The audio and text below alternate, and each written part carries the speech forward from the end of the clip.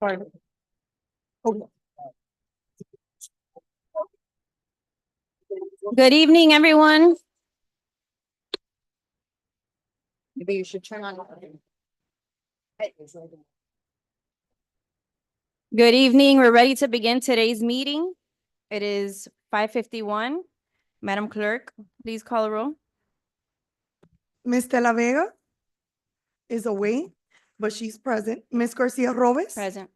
Ms. Perez? Mr. Rodriguez? Present. Mr. Tunidor? Present. Mr. Zogby? Mr. Junco? Madam President, you have a full council. Thank you. Okay, the invocation led by the city clerk and pledge of allegiance by Council Member Tundidor. Lord, we thank you for your continued blessings and pray that you continue to guide us in benefit of our city. Amen. Pledge allegiance to the flag of the United States of America and to the republic for which it stands.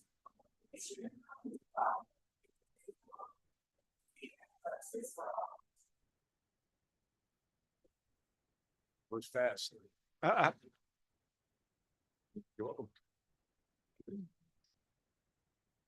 Okay, moving on to meeting guidelines. All lobbyists must register with the city clerk. As a courtesy to others, please refrain from using cellular telephones or other similar electronic devices in the council chamber. A maximum of 3 speakers in favor and 3 speakers in opposition will be allowed to address the council on any one item. Each speaker's comments will be limited to 3 minutes. No signs or placards in support of or in opposition to an item or speaker shall be permitted within the council chamber. Any person, whether participating via the web platform, telephonic conferencing, or physical presence at City Hall, interested in making comments or posing questions on matters of public concern or on any item on the agenda may do so during the meeting. Members of the public may address the city council on any item pertaining to city business during the comments and questions portion of the meeting. A member of the public is limited to 1 appearance before the city council, and the speaker's comments will be limited to 3 minutes.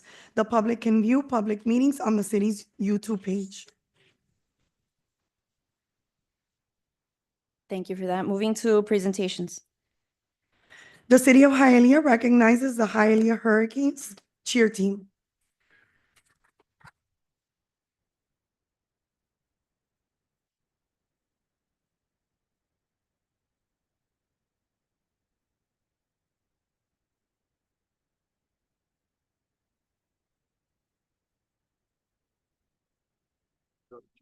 He's on his way. Yeah. Hi, good afternoon, Mayor, Council. Pretty packed house here, so I'll try to keep it quick. Gian Barzaga, 900 East 56th Street, Parks and Recreation Supervisor. Today, I wanted to take the opportunity to highlight our competitive cheer program that is now closing our inaugural season with about 50 participants. This is part of our efforts to continue to reimagine our youth programs and ensure that we continue to grow our programming catalog for boys and girls in our community. Today, I'm joined by Gary Sanchez, Michelle Sanchez, and Cheer Commissioner Francis Lima. So they'll come up and say a few words before we congratulate these girls. Good evening, Mayor Bobo and council members and everyone here tonight. It is packed today. It's a privilege to stand before you to recognize the incredible achievements of Hialeah Hurricanes cheer program this season. These talented athletes have worked tirelessly, and their hard work has paid off in extraordinary ways. At the Orange Bowl cheer competition, the 9U Lady Catastrophes and the 13U Cyclone Sisters both earned first place with their outstanding performance. Additionally, at the FYFL cheer competition, the 11U Lightning Divas brought home first place with a phenomenal routine as well.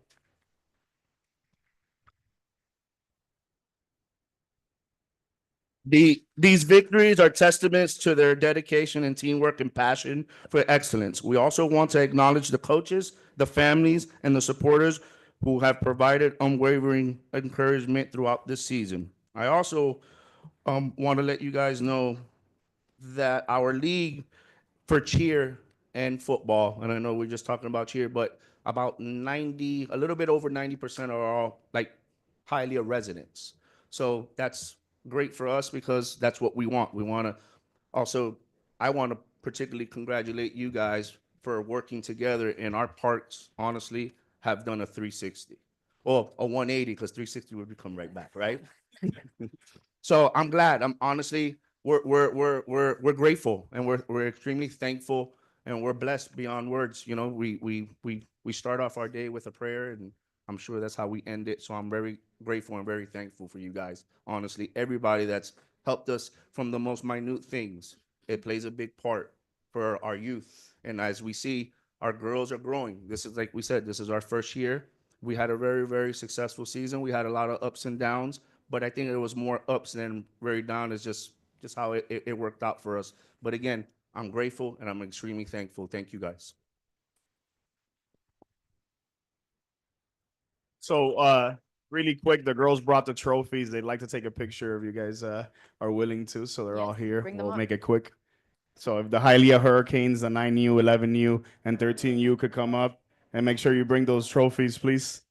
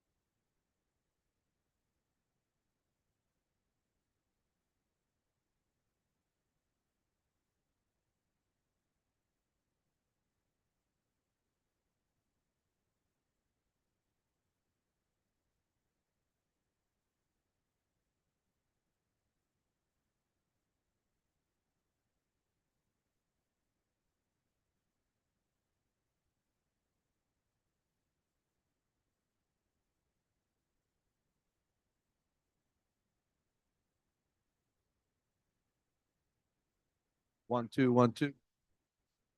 1, 2. Yeah, I think so.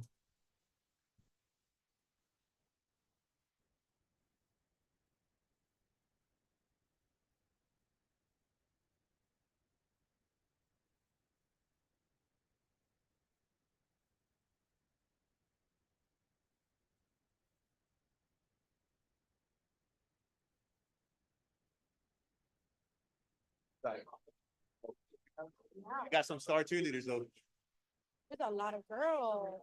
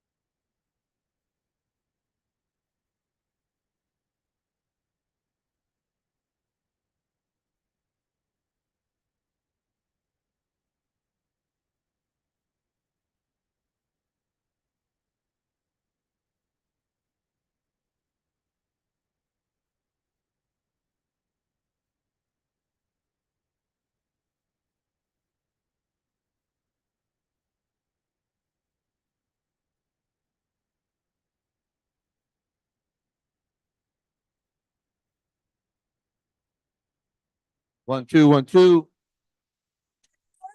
Okay, you hang on to one. We're gonna do this down here.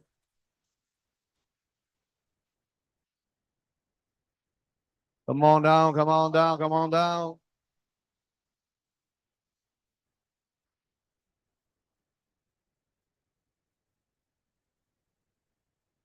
All right, so I'll try to be very brief.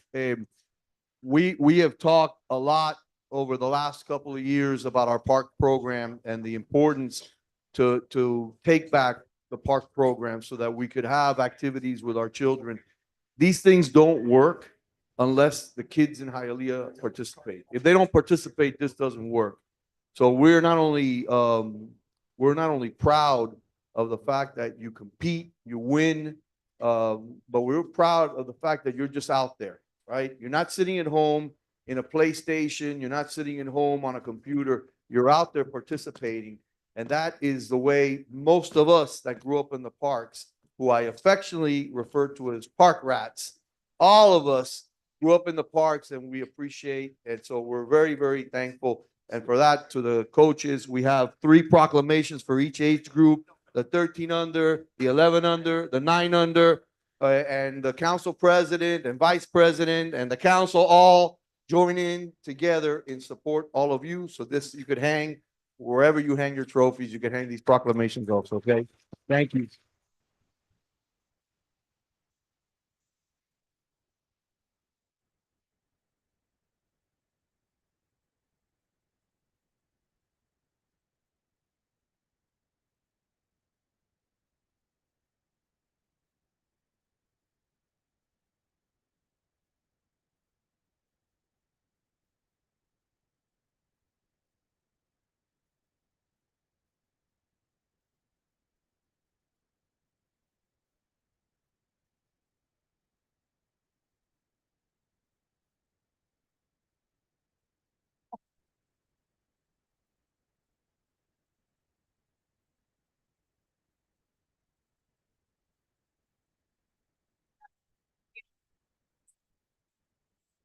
Sir, thank you.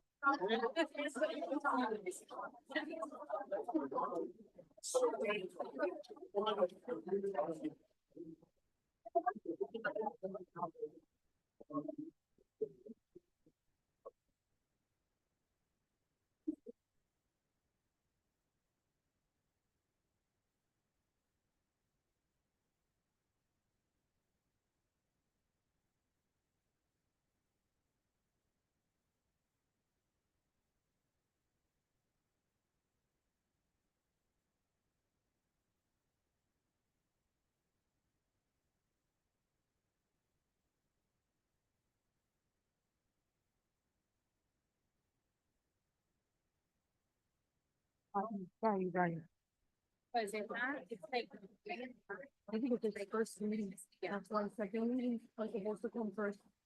Yeah, I mean, Yeah, right? Yes, correct. I mean, I'm gonna get to take them together because once we have our second meeting. Yeah, well, read and.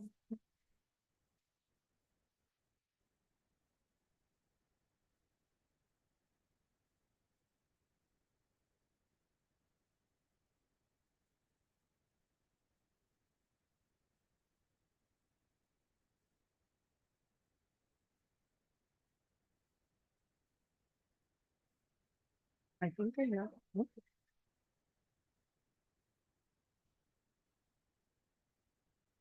Okay, we're gonna move on to comments and questions.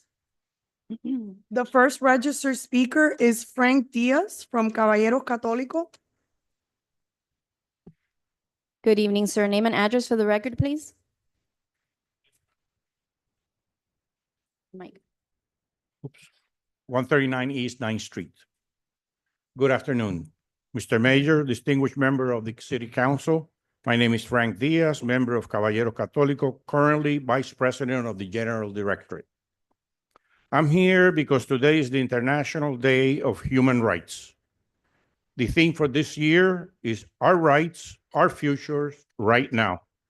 76 years ago today, on December 10th, 1948, at the Seju Palace in Paris, the United Nations approved by 36-8 votes the Universal Declaration of Human Rights, the draft of which was preparation since 1947. Then the world and history changed when 30 inalienable rights of every human being were proposed: the right to work, the right to free expression, the right to free movement, the right to life, liberty, and the pursuit of happiness, among others. We are all born free and with equal rights. This proclamation took place in the context of the years of peace that followed the end of World War II and the emergence of dozens of free countries, especially in Africa, which broke colonialism and slavery. After this, many countries and the Vatican gradually joined the Bill of Rights, which became truly universal. However, there were others, led by the Soviet Union at that time, who opposed it because they feared that these rights were directed against their socialism that they proposed.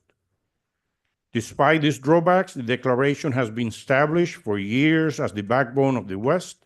It has also been the ideological support of many countries and the main document of the oppressed, persecuted, and modern-day slaves. The Association of Caballero Católico, a civic religious association of the exiled church in Florida since 1967, want to commemorate this day with the City Council of Hialeah, a city that has hundreds of exiles seeking justice and freedom for their homeland. We will also be including these rights in the new bylaws on the centenary of this association in 2026. May God bless us all, keep us, and guide us always. Thank you. Thank you.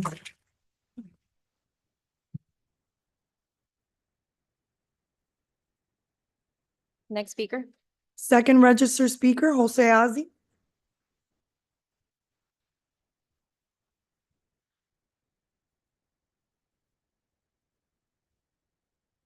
Good evening. I'm going to show a video before I speak. Jose Alzi, 788 Southeast Park Drive.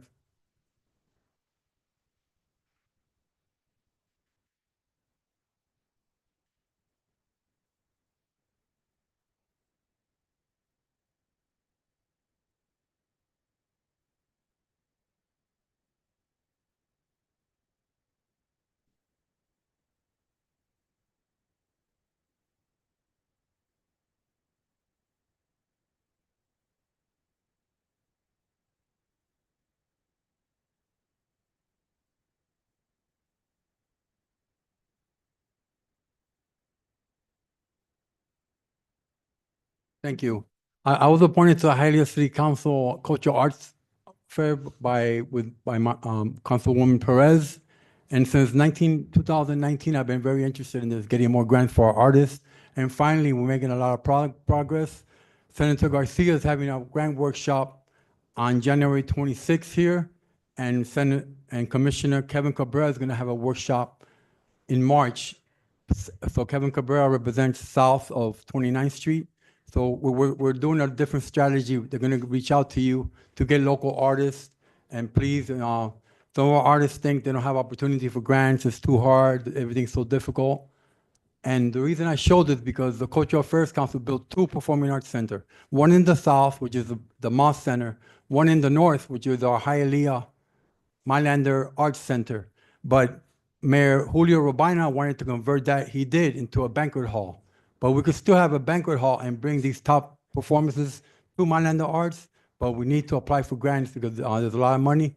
And there's a lot of money in grants because before, grants would only go to big organizations like the Miami City Ballet or Food and Wine Festival. There's a whole change in the way they're giving out grants where they're seeking local communities. So I hope you cooperate, and I know you will, with Mr. Garcia and Mr. Cabrera. And the other thing, I want to bring up Sparks Park in the future of our Parks and Recreation Department. If we give Slade to Cohia, not only are we giving them 2 multi-purpose fields, but the field there is already theirs. So they're going to get the entire park. They're going to get rid of the walking trail. And if our future mayor, right, Mayor Esteban Bobo has removed cheerleading from other parks, flag football from other parks, girls volleyball from other parks, if our future mayor is going to bring back the programs, which he will, right? You would think a mayor wants to recreate everybody, especially low income. We've always had like Hialeah Optimist, which now is the elite. We always had tackle football. We always had the highest. We had that. In addition, we had 5,000-6,000 people in our programs. Now we have less than elite, probably less than 500. And now it's for those that could afford more money, have transportation. Our local parks have no programming, none. And our future mayor, I believe, is going to bring that back. And you can talk to Councilwoman De La Vega because she visited Slade Park. Or you could visit your park yourself, ask them, what are you offering? So please consider Slade Park, it's a recreation park. It's not a school. Thanks a lot for letting me talk. Thank you. Next, registered speaker. Gretel Montoya.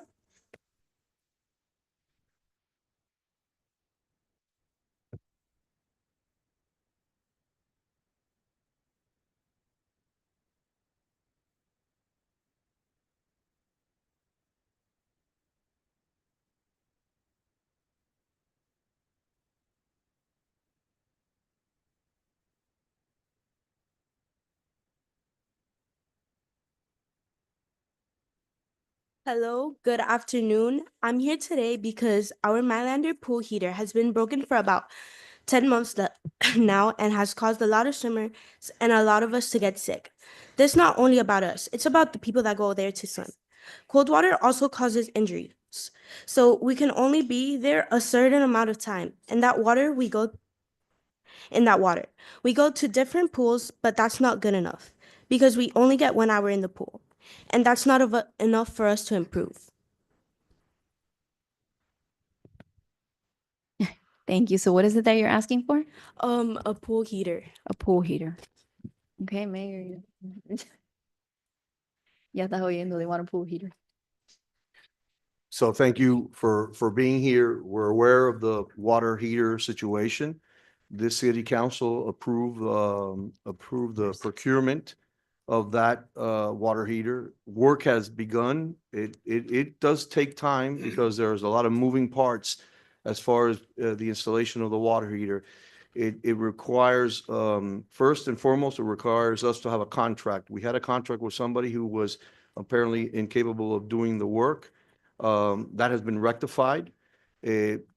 While we start the work, permits are being requested from Durham, which is a department from the county. And there's also work that has to be done with FPNL. I could tell you that we're going to work as quickly as possible so that you could have the heater at the pool and you could continue your training. I apologize that it has taken this long, but all I can tell you is that I am pushing as hard as I can with our department to make sure that you don't have to come back here and y regañarme, okay? So we're going to make sure we get it done for you, okay? Okay, thank you. Yes. Thank you for being here.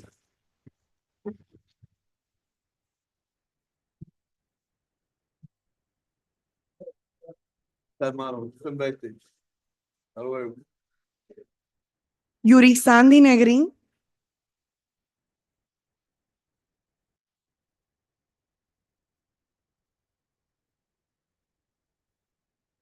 Oh. What was it? Julie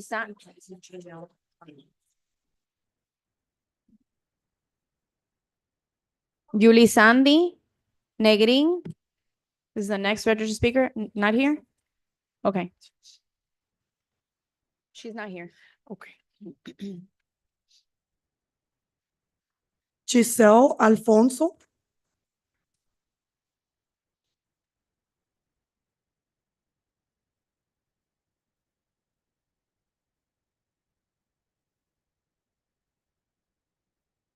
Good evening. Name and address for the record before you begin. Sí, en español. Okay, ella le va a traducir. Ah, ok. Entonces Eh, tú di algo y después ajá. te traduzco. Hola, buenas noches. El nombre y la dirección Sí. para el récord. Mi nombre es Gisela Alfonso, dirección 3051, 76 calle, Hialeah, Florida. ¿Ya? ¿Puedo empezar a hablar? Lo que hable por pedazo para que ella tenga un chance Para de que- traducirle y Ah, después ok, sí. está bien, no hay problema. Mi nombre es Gisela Alfonso, vengo en representación del equipo de natación, polo acuático y nado sincronizado. My name is Giselle. I'm here to represent the swim team at ¿cuál era el nombre otra vez? Water polo and synchronized swimming. Water polo and synchronized swimming. Ujú. Por muchos meses hemos estado de una manera muy razonable tratando de hacerles entender la necesidad y la importancia de arreglar el calentador de la piscina de Mylander Park. For many months, we've tried very reasonably to reason with you guys about installing a heater in Mylander Park. Hasta el día de hoy no tenemos respuesta. Nuestra piscina es para el uso y el beneficio de la comunidad.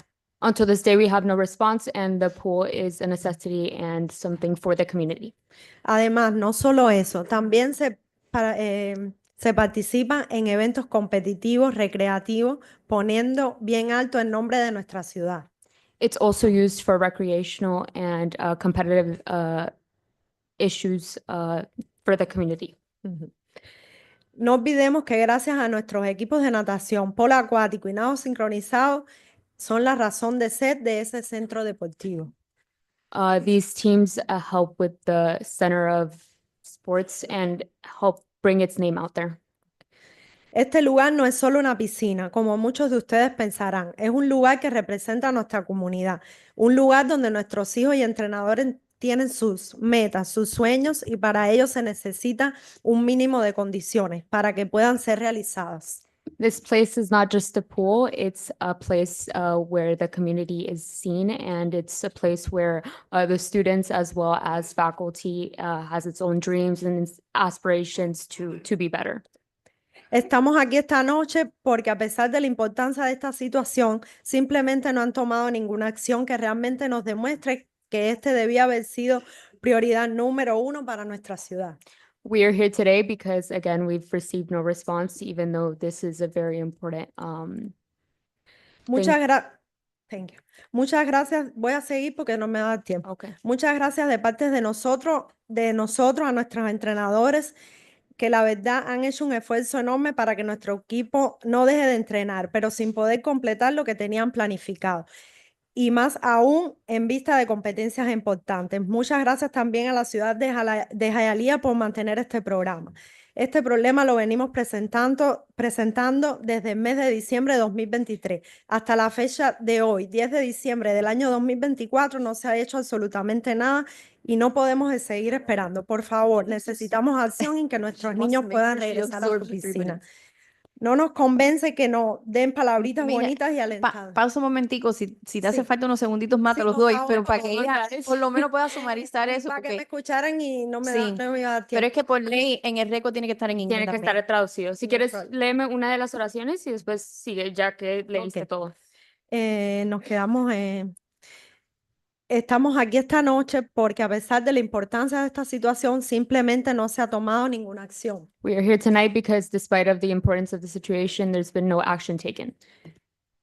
Una acción que realmente nos demuestre que esta debía haber sido algo de prioridad número uno para nuestra ciudad. An action that should show us that it should have been a number one priority for our city. Muchas gracias. Queremos darles a todos nuestros entrenadores que de verdad han hecho un esfuerzo enorme para que nuestro equipo no deje de entrenar. Thank you so much to our trainers that have made a very impactful effort to not let the training not continue because of the heater. Y muchas gracias también a la ciudad de Hialeah por tener este programa abierto. And thank you so much to the city of Hialeah for keeping this program open. Pero nuestros entrenadores no han podido completar sus entrenamientos planificados y nuestros niños no pueden realizar sus sueños, aún en vista de competencias muy importantes. But our trainers haven't been able to finish training and the curriculum that they have because of the heater issue, and these students have a lot of dreams that they would like to accomplish. Permiso. Sí. La está esperando el asistente uno de los asistentes del alcalde Ujú. para reunirse y hablar con ustedes allí en el Bueno. conference room, para Ok. explicarle. Entonces, muchas gracias entonces y buenas noches a todos. Thank you so Bendiciones. much and good night. Gracias.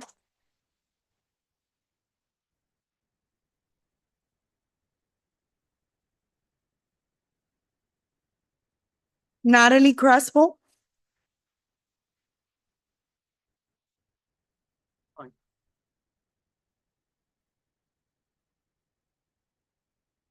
Good evening.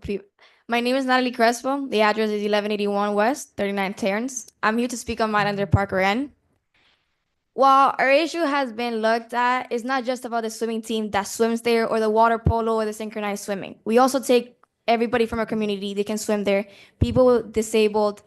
Many kids cannot go all the way to Hialeah Gardens just for one practice for 1 hour. That is not enough for the competition training. They need 3 hours or at least 2 hours.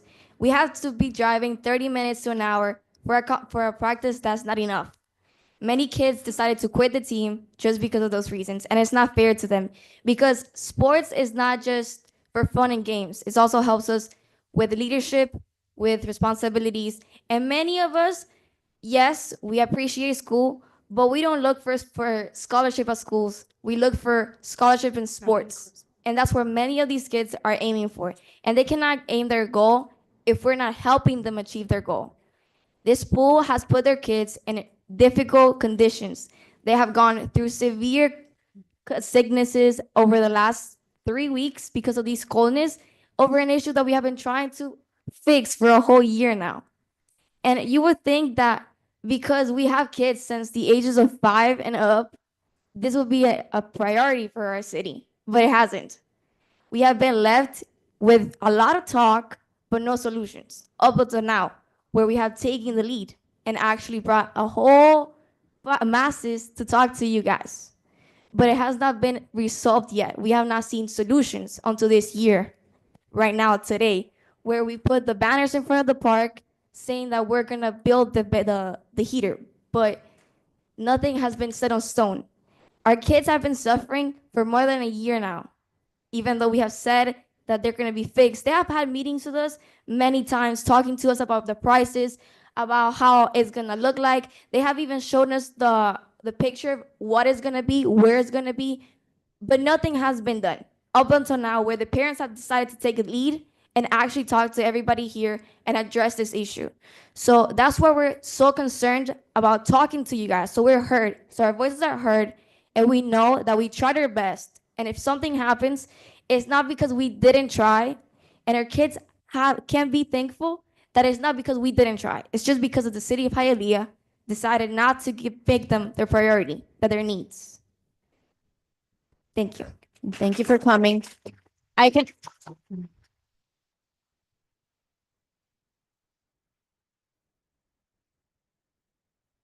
So they're gonna meet with you guys in the conference room. I just wanted to make one comment. Your kids are our priority. Not only your kids, everyone is. It's just in the city, the way that it works, sometimes things take a little bit longer or they get a little complicated and you don't get them exactly when you were told or when you think you're gonna get them. But they're working on it and you'll get it. Thank you. Pero Okay, so the next speaker is a registered speaker for the item of Cohia. I just wanted to point out, that this item is on first reading. Normally, it's open for comments and questions on second reading. I'm gonna make an exception, and if there's anyone here to speak in favor or against, I'm gonna allow 3 speakers in favor and 3 against in comments and questions. No one is allowed to speak during the item. So the next speaker is Nicole Socarras.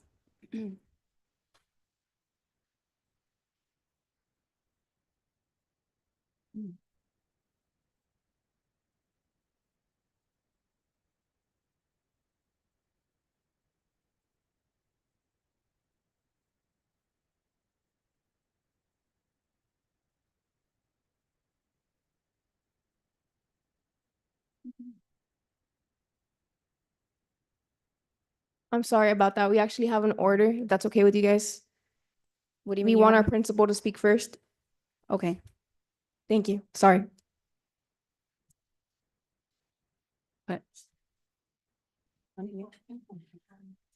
he's probably gonna speak during the item because he is the principal and when they present it to us. So I mean, if we can go with who's not allowed to speak.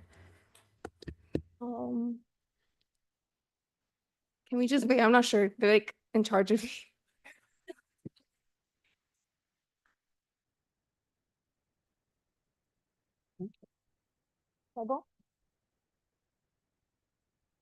Good afternoon, City of Hialeah Council members and Mayor Bovo.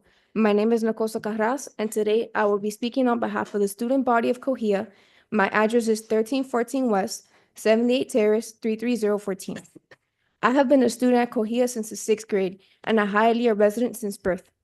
As a Hialeah resident and a taxpayer, I stand here today not only to represent the interests of our school, but also to voice the desires of most of our community. Based on Cohia's current enrollment, 76%, which totals to 757 of Coahuila's student body, consists of Hialeah residents. Coahuila's student body believes the proposed expansion will significantly benefit us and the community. I will discuss the many benefits that Coahuila and the Hialeah residents will gain from choosing to support the construction of this multidimensional facility that will bring life and vibrancy to our community. Let's get to the main point as to why we are all here today: the softball fields. I have yet to see the softball fields used by residents aside of those who attend Coahuila. Coahuila Athletics mainly uses the park's softball fields during the week. Softball fields can only be used for one thing: softball. With Coahuila's expansion plan, we will add a soccer field, a track, pickleball courts, and access to an indoor basketball gymnasium 3 times a week, and full access to Hialeah residents to key parts of the park that are now limited to after-school hours. Hialeah residents will regain access to the outdoor basketball courts, outdoor tennis courts, recreational buildings, and more during school hours. In addition, an increased number of parking spaces will reduce traffic problems, and the design will provide residents with better parking availability during school hours. I ask you to put yourself in the shoes of a Coahuila parent. How would you feel if your child attended Coahuila? How would you feel knowing that Principal Carlos Alvarez was trying to expand the campus for your kids' safety and were denied that? This project will ensure that the people of Hialeah get a better and more equipped, safer, and more accessible park. Coahuila wants to keep its students safe in an enclosed facility. As a Coahuila student, I can tell you many good anecdotes about my experiences in the past years. But the most important thing is that Coahuila is a family. Principal Carlos Alvarez and the Coahuila faculty will do anything to make sure that the Coahuila students are safe and protected. We trust that you comprehend that our passion is to build a positive legacy in our community for the future of Coahuila, the park, and the city of Hialeah. Hialeah residents are gaining a lot more than they are losing. We want to expand our Coahuila family and increase the safety of our current enrollment. In return, the residents of Hialeah will witness the transformation of the 2 softball fields into a multi-dimensional space and bringing life and vibrancy to the park. Thank you for your time and consideration. Thank you.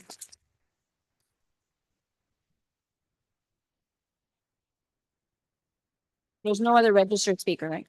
No other registered She speaker? was the only one for Coahuila. Okay, so I'm And then allowing there's 2 one more more. registered Oh, one speaker. more? Yes. For Coahuila? No, not Coahuila. Well, should we finish with whoever's here for Coahuila and then we move on to the next person? So, like I said, 3 in favor and 3 against. I'm missing, I don't know, does anybody else want to speak?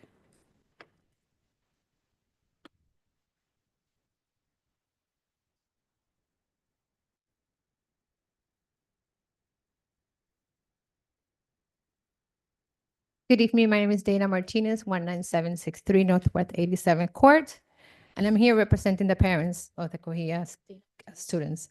Thank you all for having us here today. I am actually speaking on behalf of the parents as mentioned, and I'm excited to talk to you about the proposed expansion of the city of Hialeah. 1 second, before she starts the time, can you repeat the address, please? 19763 Northwest 87th Court. Thank you. No problem. My main concern actually is about safety, and I'm very excited to be here and talking to you about the proposed expansion of the City of Hialeah Education Academy and how it will actually positively impact our community.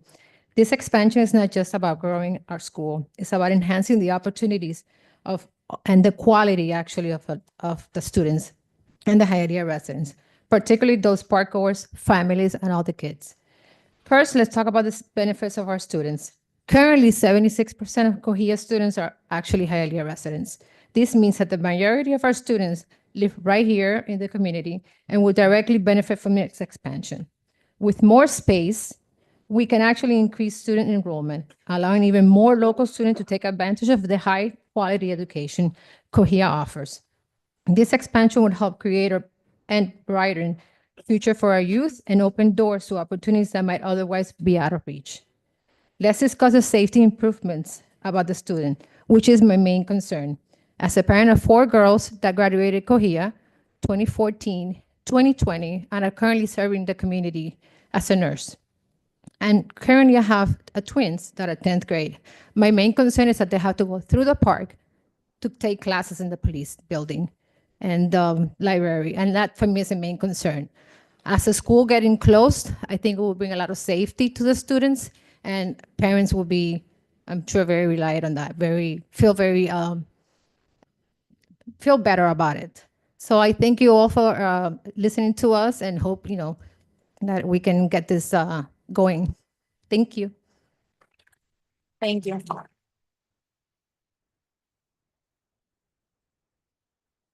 Okay, do we have anyone else? One more speaker in favor? Come on up.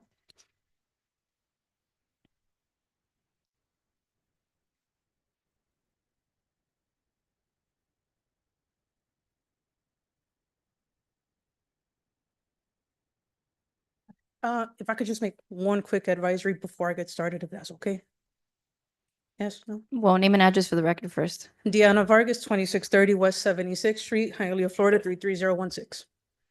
The advisory, I'm 7 months pregnant, so if I get a little bit out of breath, I'm sorry. Okay, that's okay.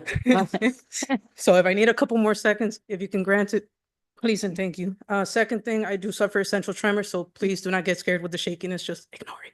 Okay, well, don't get nervous. It's not nervous, So- it's my nerves itself. Okay. So, good evening, everyone. Sorry. Last month on November 14th, I sat here in this room just as a show of support. However, tonight I stand before you as a class of 2013 alumni in regards to my full support of Cohia's expansion. So today I speak to you from the heart. When I was in the 8th grade, Carlos Alvarez, followed by 2 students, came to Jose Marti Middle School. Sorry, it opened up. Sorry, let me repeat that. When I was in the 8th grade, Carlos Alvarez, followed by 2 students, came to Jose Marti Middle School to speak to us directly about Cohia and the school's future. I took personal interest since I have always longed to be a firefighter when I saw a building next door to me in my old neighborhood in North Miami Beach catch fire during Hurricane Wilma. I remember the feeling of wanting to help the tenants escape, but at that young age, what could I do? When hearing Mr. Alvarez speak on what Cohia strive for, I knew then and there that that's where I belonged. The school started off as just one building with only 9th graders. Look at how far Cohia has come along now. Look at where most of my fellow alumni ended up. Cops, firefighters, nurse practitioners, phlebotomists, Army, Marine, Coast Guard, teachers, etc. This school, it's not just your typical school. This school prepares you for your future. These students sitting behind me, they have a future thanks to Cohia. Moving forward, this expansion, as we know it, focuses primarily on the safety of the students, specifically the ones that are using the rec center and library for classes. One of those students being my nephew, who is in the 7th grade, and I know I have fellow alumni as well that have their siblings currently attending Cohia as well. I have lived across the street since 2009. Ever since the library started being used, I always worried about our safety, and now every student that came after me. My nephew is a very intellectual, bright 12-year-old. I would hate to see that something happened to him or a fellow classmate walking from point A to point B when the approval of this expansion can have all students confined into one area. Yes, I understand it will take up 2 of the softball fields, but let's focus on the safety of the students.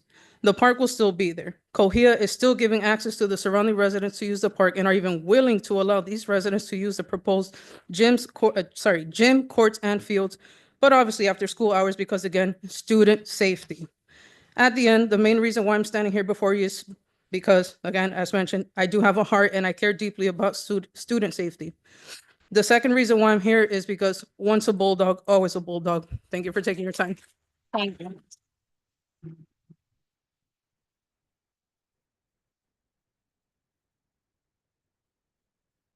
Okay, now we're moving to anyone that's against. I know we have an email that was sent, right? Yes, we have an email message to be read into the record to count as someone in against the approval of the item. Okay, can you read it into the record? To his honor, Mayor Esteban Bobo and esteemed members of the Hialeah City Council, the Slade family stands in total opposition to any and all sections of Carl F. Slade Park located at 2501 West 74th Street in West Hialeah to be annexed by the requested party, a private commercial entity, the City of Hialeah Educational Academy Charter School. The park is dedicated and named after our father as part of his service, legacy, hard work, and dedication to the citizens and the city of Hialeah. Carl F. Slade was responsible for the inception of the Hialeah Housing Authority, ensuring that each city resident had affordable housing and at least 3 hot meals a day. As a commitment to his beloved Hialeah and South Florida, our father served as a board member on many city and Miami-Dade County committees. In addition, he was a pioneering business owner within the city of Hialeah for over 38 years. Several Florida governors, legislators, Hialeah mayors, and council members affectionately refer to our dad, Carl Slade, as Mr. Hialeah. It is painfully obvious that the City of Hialeah Educational Academy Charter School did not anticipate its growth needs when the original school was built. This is a matter of public record. Hialeah residents need not pay for this private business blunder. It is the position of the Slade family that this requested expansion does not serve the citizens of Hialeah who live within the proximity of Carl F. Slade Park. In fact, any annexation granted to the City of Hialeah Educational Academy Charter School will rob the hardworking residents of this West Hialeah neighborhood and all Hialeah residents, particularly our children and grandchildren, a much-needed green space to grow up healthy and strong. Please feel free to reach out to us if there is anything we can do to serve our city of Hialeah and help prevent this misappropriation of valuable city resources. Respectfully, the Slade family, Richard C. Slade, Carla Rosano Slade, Dennis M. Slade, Daniel P. Slade, and Joseph C. Slade. Thank you. No, sir, they did not give an address. Is there anyone else that would like to speak in opposition to the school? Sorry. Okay, we're gonna move on then to the next registered speaker. Barbara Canales.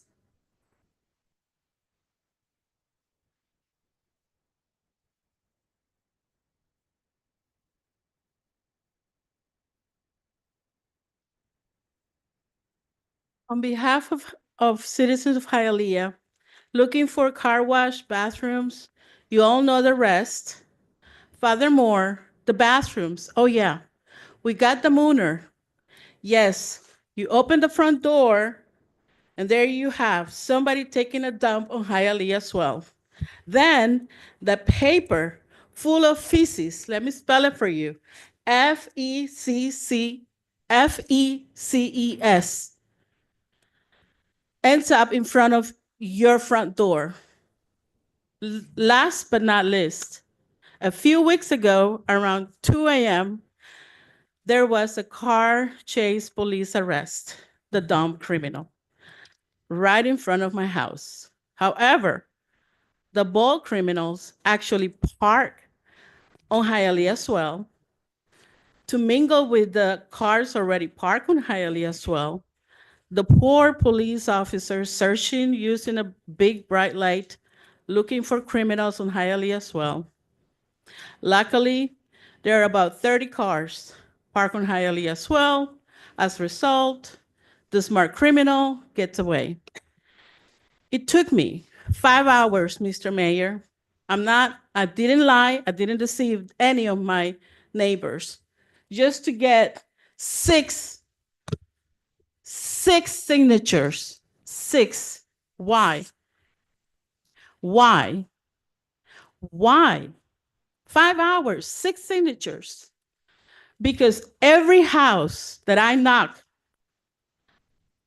I had to listen to so many horrible, terrifying, disgusting, shocking life experience from Hialeah as well, that I can write an encyclopedia and books. The volume and speed caught through traffic is so dangerous in my neighborhood. We would like to add on both blocks speeding signs that I call them word of wisdom. Please work with us to have signs that will say, hopefully say, 25 miles per hour. Since we cannot work with the Hialeah as well, parallel parking, at least help us starting with that sign on each block, 25 miles per hour. And then obviously, the police will come and give out tickets to whoever goes more. We say 25, we say all these people 25 miles per hour, because instead of doing 50, maybe they do 30 when you do 25. Okay, can you give your name and address for the record, please? You didn't give it at the beginning. Oh, because since I've been here before, that's why. Yeah, but 1681 West 68th Street. And your name? Barbara Canales. Thank you. So thank you and Merry Christmas, Happy New Year. Thank you. Do we have anyone else registered? No, ma'am. Online? No one online? That's it. That's it? Okay. Moving on to board appointments.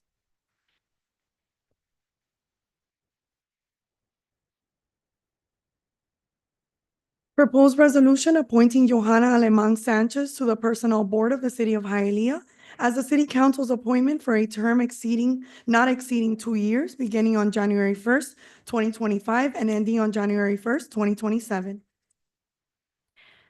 This nomination was from Ms. De La Vega. Yes, can I put in a motion? Oh, Yeah, say just some- motion. Yeah, You- motion Okay. You want to say something though? after, Well, after we vote. you can say it before if you want. Oh, okay, so Joanna, are you here? Yes, so just I'm excited, to kind of nominate Joanna Aleman for this board. She's a very professional person, very respected, lots of integrity and respect within our community. She's a leader at her current role in her job, and she is not only a beautiful person on the inside, but also out. And so I think she would be great to serve on our board. So just want to, for those of you who don't know her, Joanna Aleman. You want to stand? No pressure. Do we need a motion? Well, we already have a motion by Ms. De La Vega and we have a second by Tundidor. All right. Madam Clerk, please call the roll. Mr. Rodriguez? Yes. Mr. Tundidor? Yes. Mr. Zogby? Yes. Ms. De La Vega? Yes. Ms. Garcia Robes? Yes. Mr. Junco? Yes. Ms. Perez? Yes. Motion carries. The item is approved. Congratulations.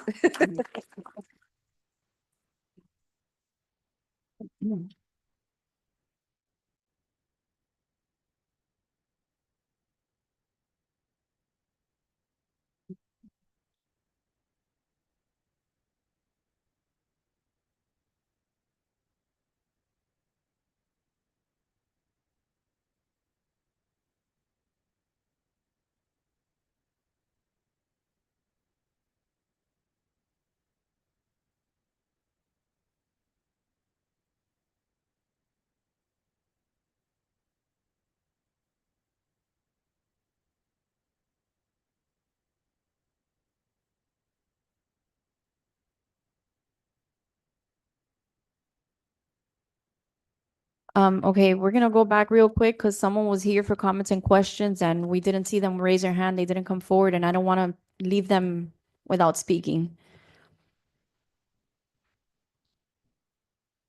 Thank you so much, council members. I appreciate your kindness. Name and address for the record. Shelby Morrell, my address is 1825 West 44th Place. It's a pleasure to speak with you all again. I'm not sure if you remember me from last year. I came about the same time in November, letting you know that my grandmother's rent had been raised from $900 pre-COVID to $1,500. We were just notified this week it is being raised again to $1,600 along with renter's insurance. My grandmother does not live in a good apartment. It's infested with roaches. There's very bad AC, and there's obviously no reason the rent being raised except for the property taxes being raised for the landlords. I'm sure everyone else in this room sympathizes. Everyone in Hialeah has experienced rent raises.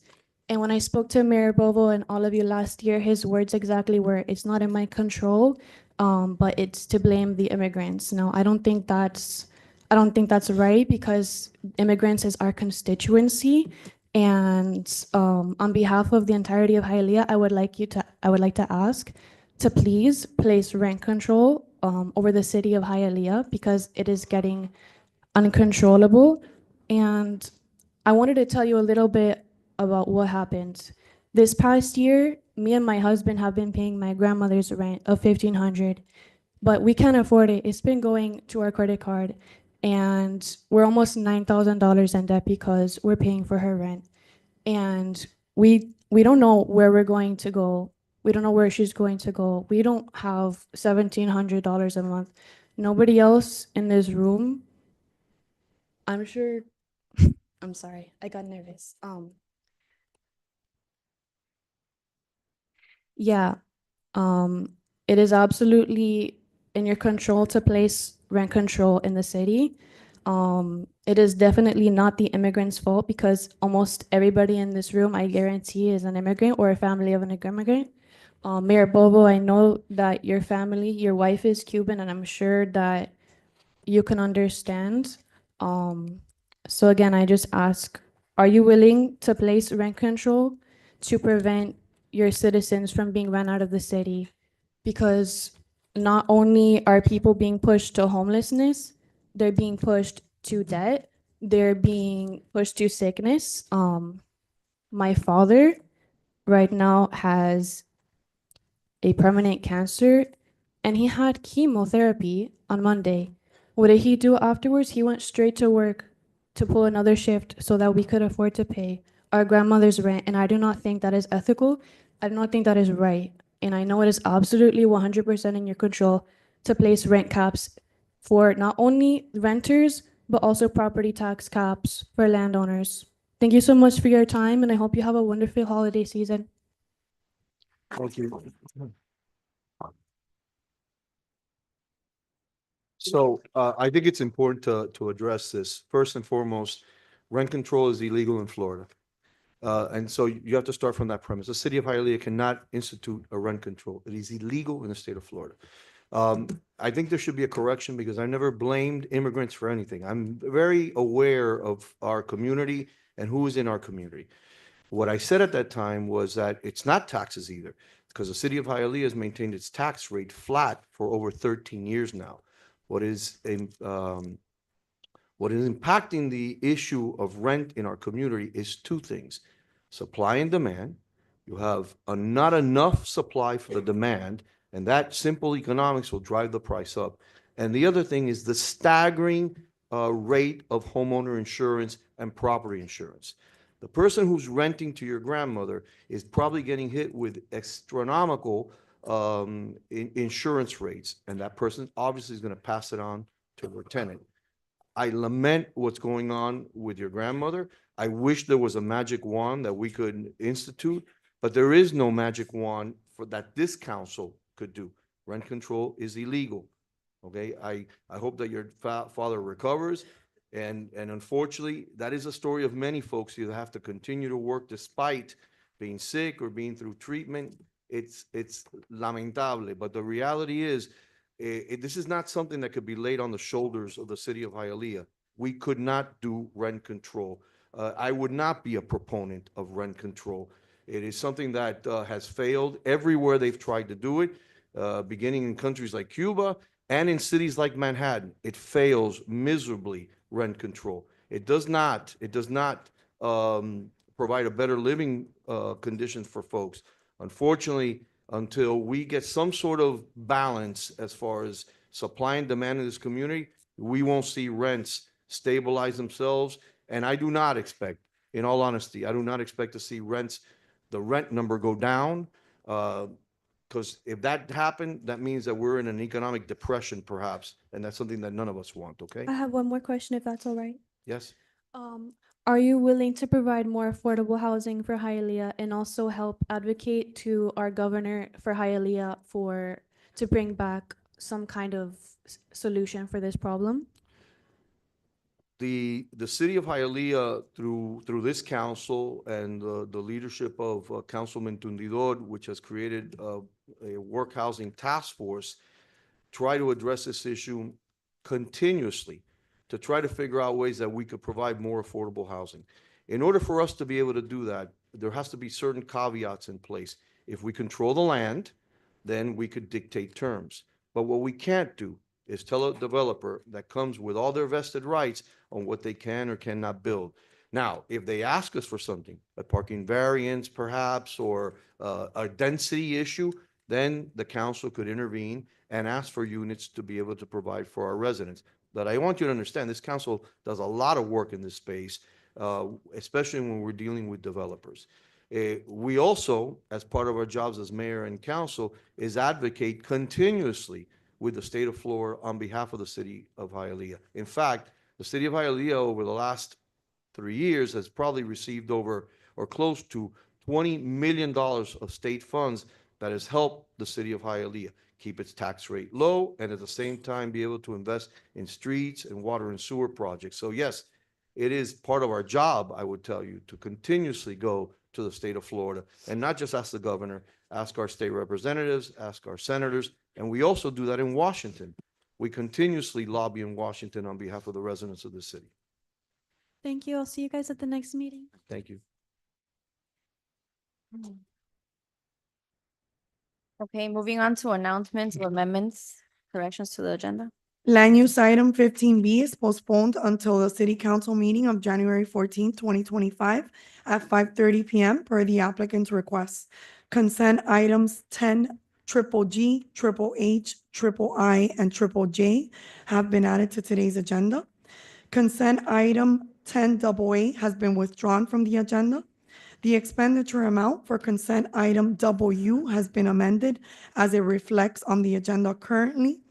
In accordance with section 376.80 of the Florida statutes, today the city council will hold the second and final public hearing on a resolution creating a new Florida Brownfield area at the property located at 2400 West Okeechobee Road, Hialeah, Florida 33010, identified by folio number 043011 002 1051 as a green reuse area pursuant to Florida's Brownfield Redevelopment Act.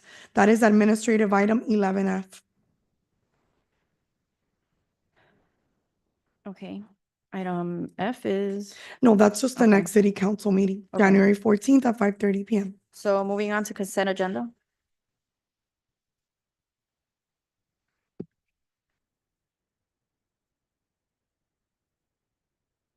Would anyone like to pull an item?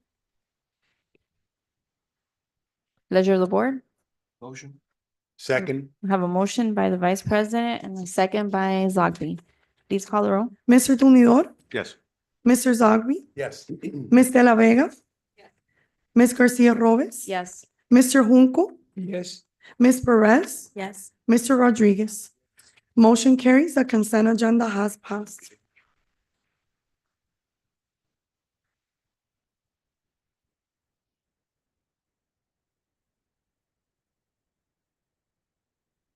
Okay, moving on to administrative items. Item A.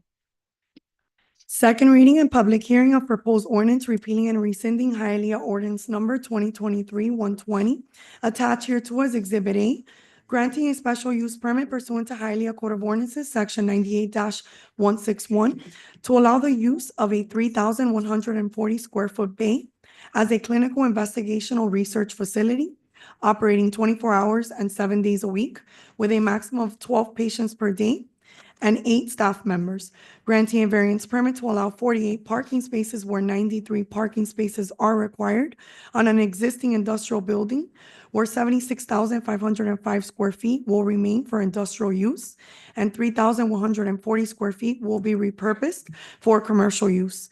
In contrast to Hialeah Code of Ordinances, Section 98-2189, subsection 5, repealing all ordinances or parts of ordinances in conflict herewith, providing penalties for violation hereof, providing for a severability clause, and providing for an effective date. Okay, this item is on second reading, so it's open for public discussion. Do we have anyone in the chamber? Anyone online? No, ma'am. Pleasure of Motion the board. otherwise. Motion by Councilmember Zogby, second by Tundidor. Call the roll. Mr. Zogby, Yes. Ms. De La Vega, Ms. Garcia Robes, Yes. Mr. Junco, Yes. Ms. Perez, Yes. Mr. Rodriguez, Mr. Tumidor. Yes. Motion carries. The item is approved. Okay, B is postponed. Moving on to item C. Second reading and public hearing of proposed ordinance amending Chapter 70 entitled Retirement and Pension, Article 4, Employees General Retirement System, Division 5 entitled Benefits, implementing the changes to the retirement system contained in the Memorandum of Understanding between the city and IAFF Local 1102 for firefighter members, in particular revising Section 70-238 entitled Service Retirement Allowance, repealing all ordinances in conflict herewith, providing for penalties hereof, providing for inclusion in the code, providing for an interpretation and savings clause, providing for a severability clause, and providing for an effective date. Okay, this item is also on second reading. It's open for the public. Anyone in the chambers? Anyone online?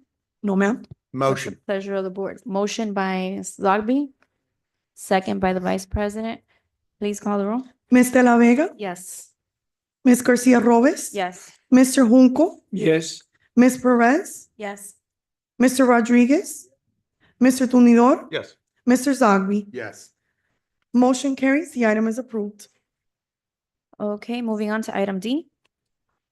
Second reading and public hearing of proposed ordinance amending the Hialeah Code of Ordinances, Chapter 62 entitled Parks and Recreation, amending Section 62-21, Alcoholic Beverages, Intoxicated Person, to provide that the mayor of the city of Hialeah has the authority to allow the possession, consumption, and/or sale of beer and/or wine at city-sponsored events taking place at recreational and/or park facilities within the city of Hialeah, repealing all ordinances or parts of ordinances in conflict herewith, providing for penalties for violation hereof, providing for a severability clause, providing for inclusion in the code, and providing for an effective date.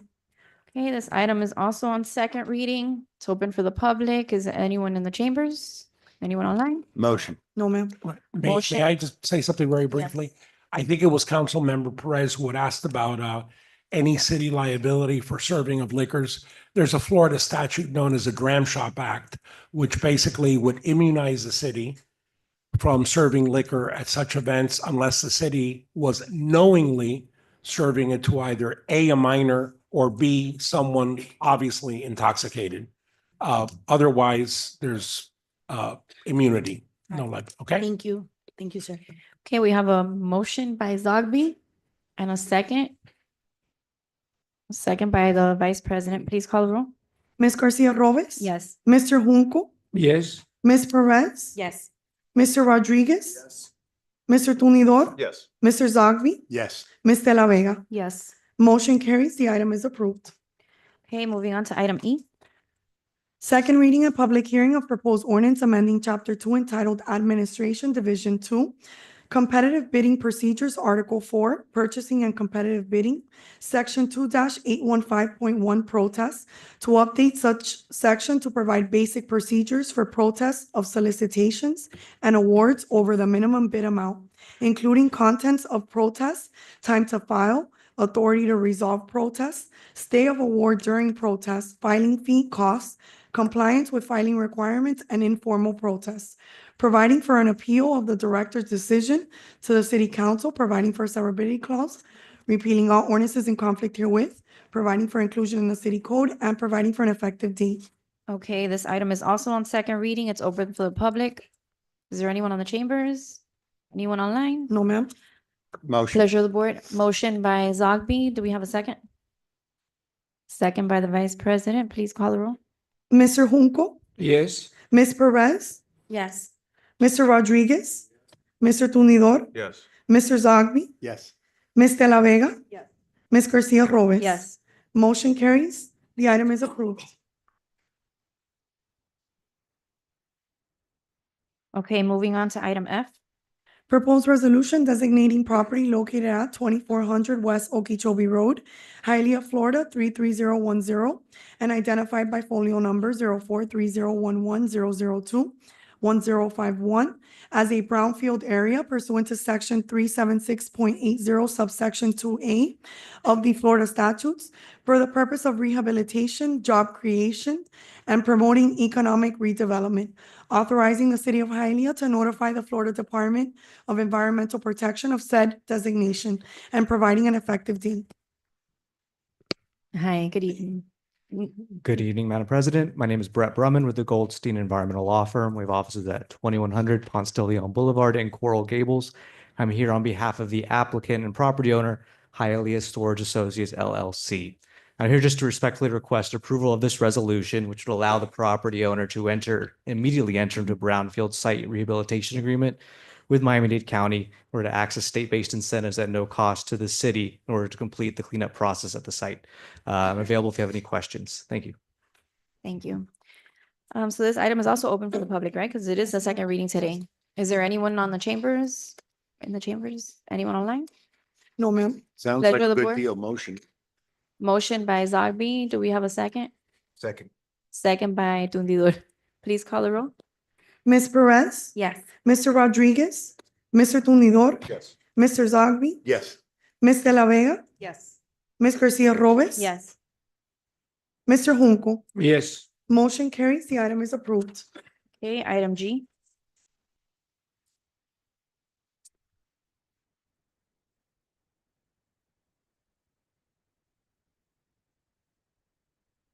Proposed resolution initiating conflict resolution procedures pursuant to Florida statutes, chapter 164, the Florida Governmental Conflict Resolution Act, to resolve a conflict between the city of Hialeah and Miami-Dade County, Florida, prior to initiating court proceedings regarding Miami-Dade County overbilling of wholesale water and sewer utilities to the city of Hialeah, and in turn, its residents and related billing discrepancies, duty to give notice, conflict assessment phase, joint public meeting, final resolution, and providing for severability, and providing for an effective date.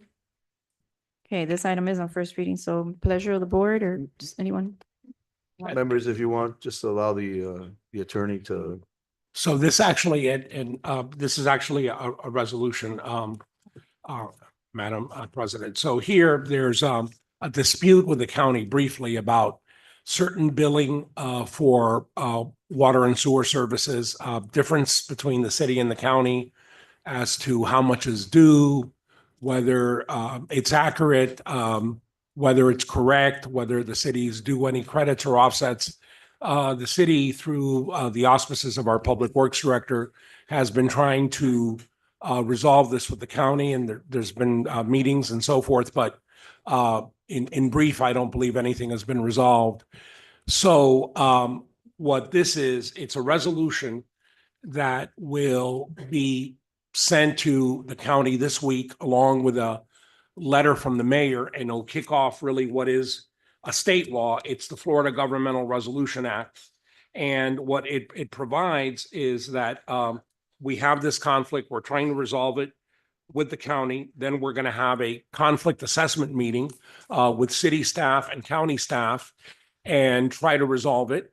If we can resolve it, then we're going to enter into some kind of settlement or some other agreement. If we can't, we might have another meeting with the county. If we can agree to that, it might go into mediation. If we can agree to that, we might hire a facilitator that the parties agree to, if we can agree to that. If not, there's also a joint public meeting between the Board of County Commissioners and this board to see if it can be resolved. And this is basically a procedural statute that exists that basically says before one government can go into court with another one over a dispute they have to try to resolve it this way. And that's my best summation of this for you. Okay. I motion as well. Okay, we have a motion by the Vice President and a second by Zogby. Please call the roll. Mr. Rodriguez? Mr. Tundidor? Yes. Mr. Zogby? Yes. Ms. De La Vega? Yes. Ms. Garcia Robes? Yes. Mr. Junco? Yes. Ms. Perez? Yes. Motion carries. The item is approved. Okay, item H. First reading of proposed ordinance amending in part Chapter 2 of the Code of Ordinances of the City of Hialeah entitled Administration, Article 3, entitled Boards, Commissions, and Committees, Division 7, entitled Charter School Oversight Committee, Section 2-755, to be entitled Rights, Duties, and Obligations, amending the transfer of operation and supervision of the city-sponsored charter school, the City of Hialeah Educational Academy, Cohia, to a voluntary non-for-profit board, City of Hialeah Education Academy Incorporated, or any successor nonprofit organization authorized under state law to operate a Florida charter school, and repealing all ordinances in conflict herewith, providing for inclusion in the code, providing for a severability clause, and providing for an effective date. Okay, this item is on first reading.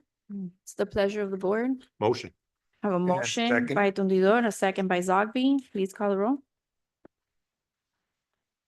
Mr. Tumidor, Yes. Mr. Zogby, Yes. Ms. De La Vega, Yes. Ms. Garcia Robes. Yes. Mr. Junco, Yes. Ms. Perez, Yes. Mr. Rodriguez. Motion carries. The item is approved. Second reading and public hearing is scheduled for January 14th, 2025 at 5:30 p.m. Okay, moving on to unfinished business. New business. Report of Scrivener's error pursuant to section 30-31 agenda of city council meetings of the city of Hialeah Code. The city clerk shall correct Scrivener's errors that are discovered in ordinances, resolutions, council minutes, and staff reports, and promptly report all corrections to the city council. On November 12th, 2024, the city council approved resolution number 2024-345. The resolution was passed with the issuance of the purchase order for the wrong fiscal year 2024 and fiscal year 2025. The resolution is being amended to reflect the issuance of the purchase order to be for the correct fiscal year 2025 and 2026. Okay, item B. Pursuant to section 286.011 subsection A of the Florida statutes, the city intends to conduct a shade meeting on January 14th, 2024 at 5:30 p.m. It says 4:30. Yes, it's being corrected to 5:30. Right. If I may make a very brief statement about that, Madam Council President. Sure. So Mayor, Madam Council President, members of the City Council, pursuant to the provisions of section 286.0118 Florida statutes, I am requesting that at the City Council meeting of January 14th, 2025, an attorney-client session closed to the public be held for purposes of discussing the pending litigation in matters of Porky's Cabaret Inc. doing business as Bella's Cabaret et al., Bella's Cabaret et al. Versus Carlos Hernandez and City of Hialeah, case number 23 CB 22747 RKA, pending in the United States District Court for the Southern District of Florida. The subject matter of the meeting is confined to the litigation expenditures and or strategy sessions related to litigation expenditures and settlement posture in the above reference action. This private meeting will begin at approximately 5:30 p.m. or soon thereafter as the council schedules permits and conclude approximately more or less at 6:30 p.m.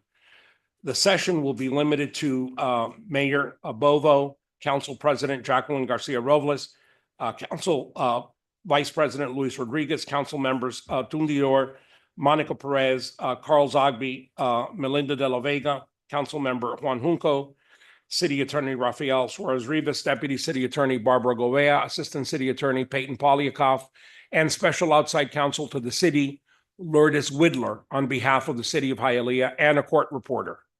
A certified court reporter will be present to ensure that this session is fully transcribed, and the transcript will be made public at the conclusion of the litigation. The session shall commence at an open meeting of the City Council, which you'll convene here. You'll close the meeting, and then we will go and sit in the attorney-client executive session as allowed by state law. The City Council meeting will be reopened, and the announcement of the termination of the shade meeting of the attorney-client executive session will be made, and you'll go back to your regular meeting. It works more or less like that, and that's pretty much it. Okay, thank you. Okay, so we're ready to move on to zoning. Will all those persons who will be testifying on an item, please stand and raise your right hand. Las personas que quisieran prestar sus opiniones delante de esta junta, por favor, póngase de pie y alcen la mano derecha. Do you swear or affirm that the evidence you're about to give is the truth, the whole truth, and nothing but the truth? So help you God. If so, say I do. ¿Usted jura o afirma que el testimonio que va a dar será la verdad, toda la verdad y únicamente de la verdad y que Dios sea su testigo? Por favor, diga que sí si la respuesta es afirmativa. Let the record reflect that all have responded in the affirmative. En el archivo público constará que todos han respondido afirmativamente. Okay, land use.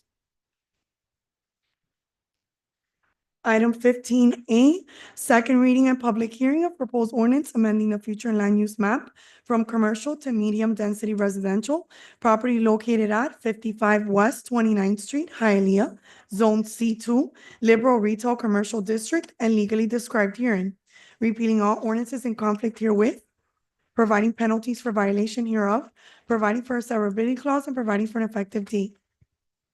Okay. Hi, how are you? Hi, good. How are you? Erica Adams, Law Office at 701 Brickell Avenue. This is the second reading. My colleague Alejandro Arias presented on this the last time. I can go through the presentation or I can give the highlights, whatever. Do you guys want her to go through it Like- again? We saw it last meeting. I don't know if anybody needs. Otherwise, I mean, it is open for comment. It's second reading. I Is there motion. anyone that- Second. Absent any comments, I motion. Anyone online? one? No, ma'am. Okay, so we have a motion by Zogby and a second by Ms. De La Vega. Please call the roll. Mr. Zogby, Yes. Ms. De La Vega, Yes. Ms. Garcia Robes. Yes. Mr. Junco, Yes. Ms. Perez, Yes.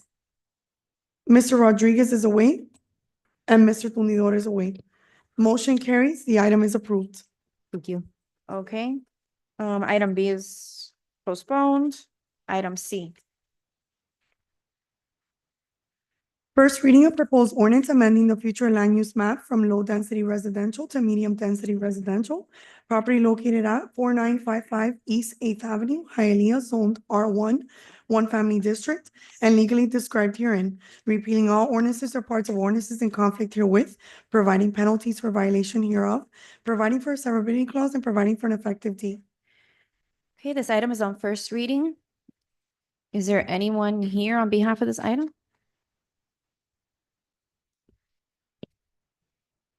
There's no one online or anyone here to speak on behalf of this item? Through the chair. You If recognize? there's nobody here, should we? It's the pleasure of the board if you would like to table And it. If nobody's here to talk about it, Yeah, I think Mr. Cueto's here. All right. God. huh? It's C. Yes. Oh, There, this is. okay. Good evening, board. I'm so sorry. Name and address for the record, sir. Can't afford it. Yeah. Jose Cueto, 1028 West 68th Street, Hialeah, Florida, 33012. And I have a package here for the members as well.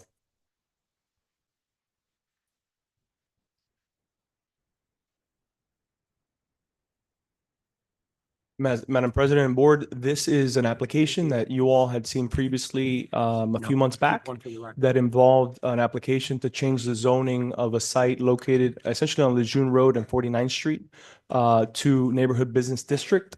If you recall, the adjacent property owner, homeowner, was seeking to sell their home at the time. Since that period of time, we've been successful in acquiring the site. And what this application does is it essentially expands the land use that was previously approved onto this adjacent parcel, as you will see in your package. This, again, is the site adjacent to Pollo Tropical on Lejeune Road and 49th Street, and meets and complies with the MBD regulations and the standards of the city with regards to the development being proposed.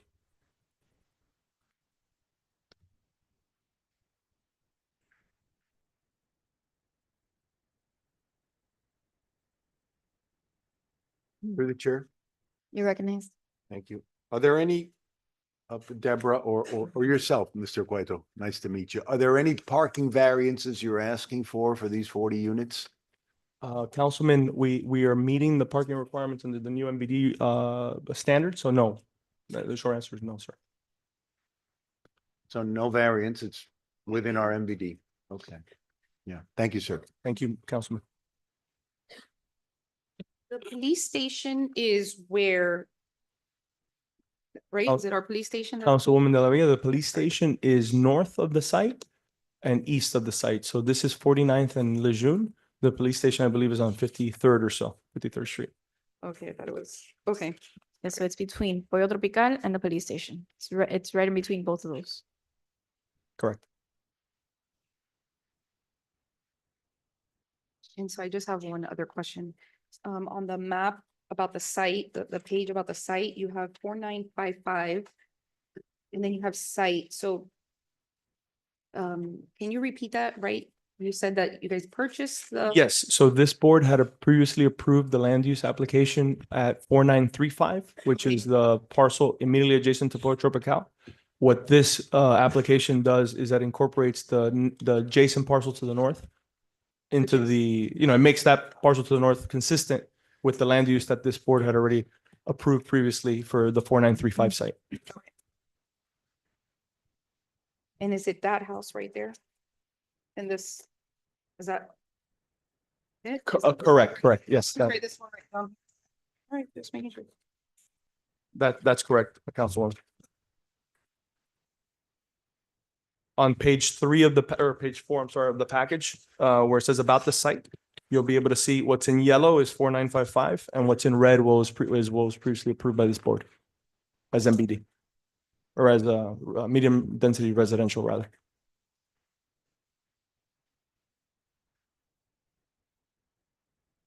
I'm sorry, I have a question. For these types of projects, and maybe Deborah, you might be able to answer this, but sorry. No, Through these types of projects, do we notify any residents? I mean, this looks like a very commercial Of area, course, we, but what- before this comes, every application needs to provide a 500 feet radius map. And all property owners I identified, and we send a letter in English and in Spanish explaining that we have an application and for, in this case, it's a land use change. This is a small lot that is added to other lots that were already granted the land use change. This is on Lejeune Road, so it's not very appropriate to have a single family home there. Okay. And although this is a multifamily, it's a low-rise multifamily, 40 units and 3 stories. okay, thank you. Through the chair, You're recognized. Deborah, question for you. So pretty much this will be north of 49th Street, right? North of 49th Street? What? Yeah. Yeah, okay. So once we cross 49th Street, that probably is gonna be the tallest building we got there, right? 3 stories, let me see. Well, yes, If I'm not mistaken, all the avenues, Lejeune, that probably north of 49th Street from Lejeune to Palm Avenue. I think that'd probably be the tallest building, right? If I'm mistaken. well, no, south of 49th Street, there is already a 3-story building. No, north of 49th Street. North of 49th Street, no. Yeah. So this will probably be changing the whole neighborhood. Well, but you know what you have there. What There do is I have there is a multifamily building that is under construction on Lejeune Road and next to the canal. If I'm South mistaken, of the yeah. south of the canal. Gotcha. That multitask, it was an R2 already, if I'm mistaken. No, an R3, no, probably, no, I think it was an R1. They came, they changed the land use to medium density residential as this one. And then they built, I don't remember how many units. But many of the houses that are on Lejeune Road are not being used as houses. Many have RVs and not 1, 3 RVs. Many others are used as body shops. So it's not like a neighborhood residence that you have living on those homes. And Yeah, you have already 2-story buildings that they built duplexes, 1 duplex next to the other. Which one? Where? That's closer to the police On station. Lejeune Road and I don't know the exact street. It's right before the 37. police station. Yeah. It's on Lejeune. It's after this. Yeah, and you're before talking about the police station. corner lot, Yeah. the corner lot. Yeah. Yeah.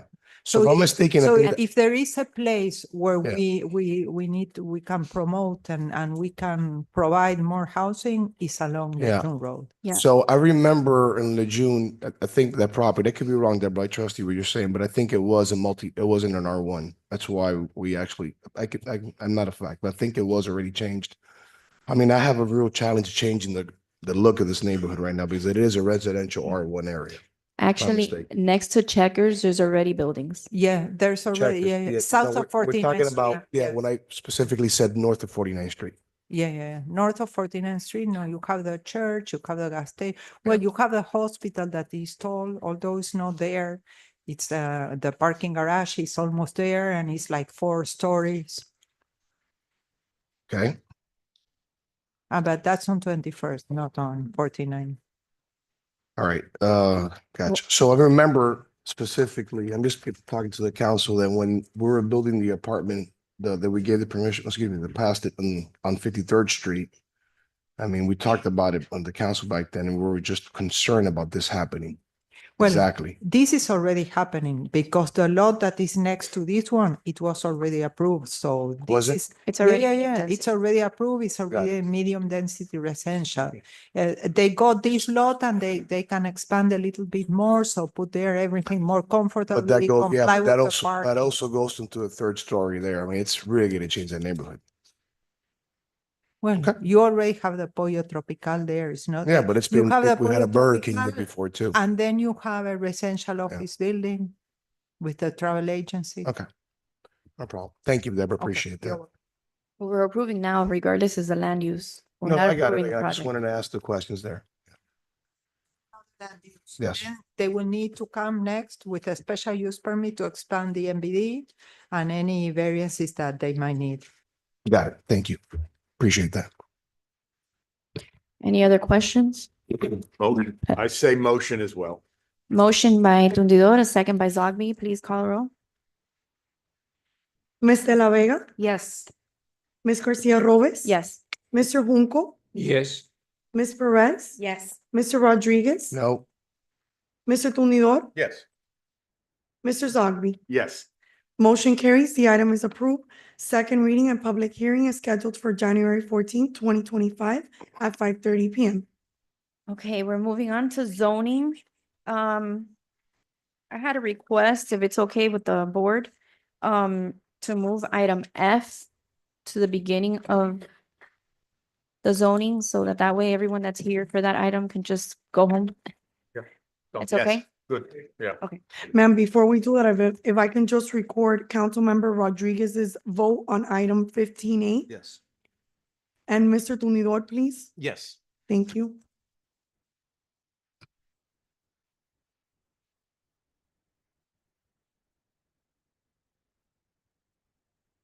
Item 16F, first reading of proposed ordinance granting a conditional use permit pursuant to Hialeah Code of Ordinances, section 98-181, to allow the expansion of an existing school with grades 6 through 12, allowing an increase of 250 students for a maximum population of 1,250 students.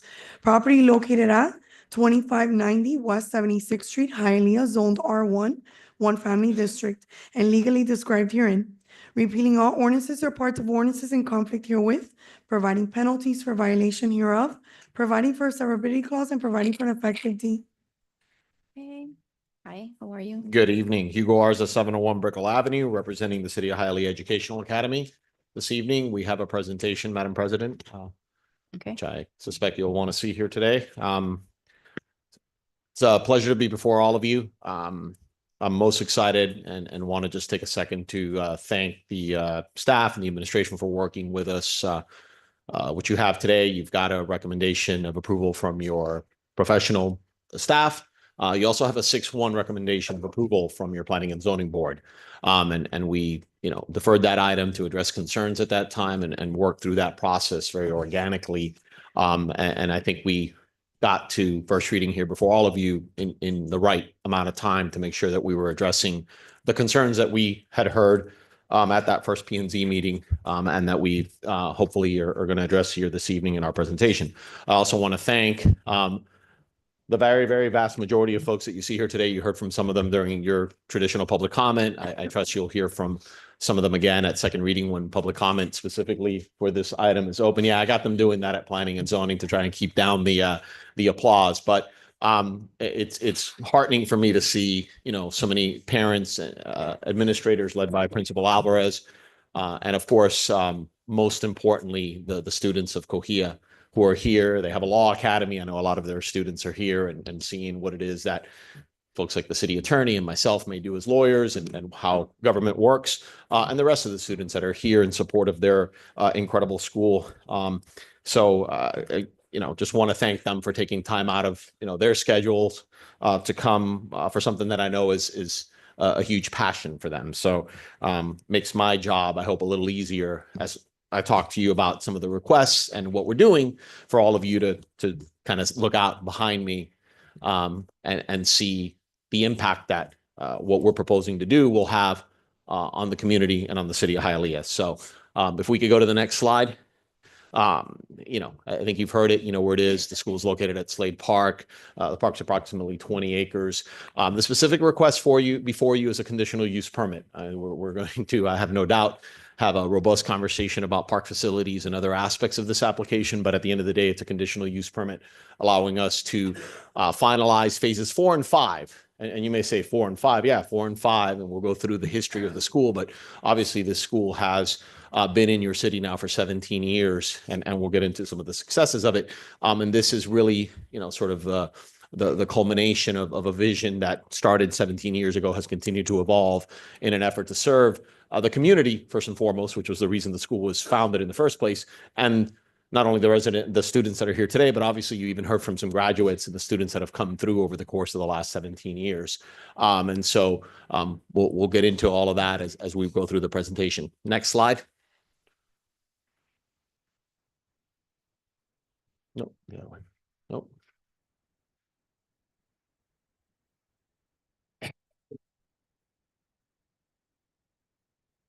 So I alluded a little bit to the Cohia's history, and it really truly is a city partnership, right? I mean, this was a city-sponsored charter school commenced 17 years ago, and let's not lose sight for a second of what that purpose was originally, which was to improve the educational offerings in your city and to improve the graduation rates that the city had, and we'll get into some of the details at how this school has done that at an incredibly high level, and for the first 17 years of this school, in fact, all of you and your predecessors sat as the board of that not-for-profit, and we'll talk a little bit about kind of the organization and the legalities of how this is organized. But started by the city of Hialeah to address those needs and to address providing an educational facility and education opportunities for certain trade professions, police, fire. You heard from one of the young ladies who spoke, a graduate, about her passion for coming to the school because she had seen a fire in her neighborhood. And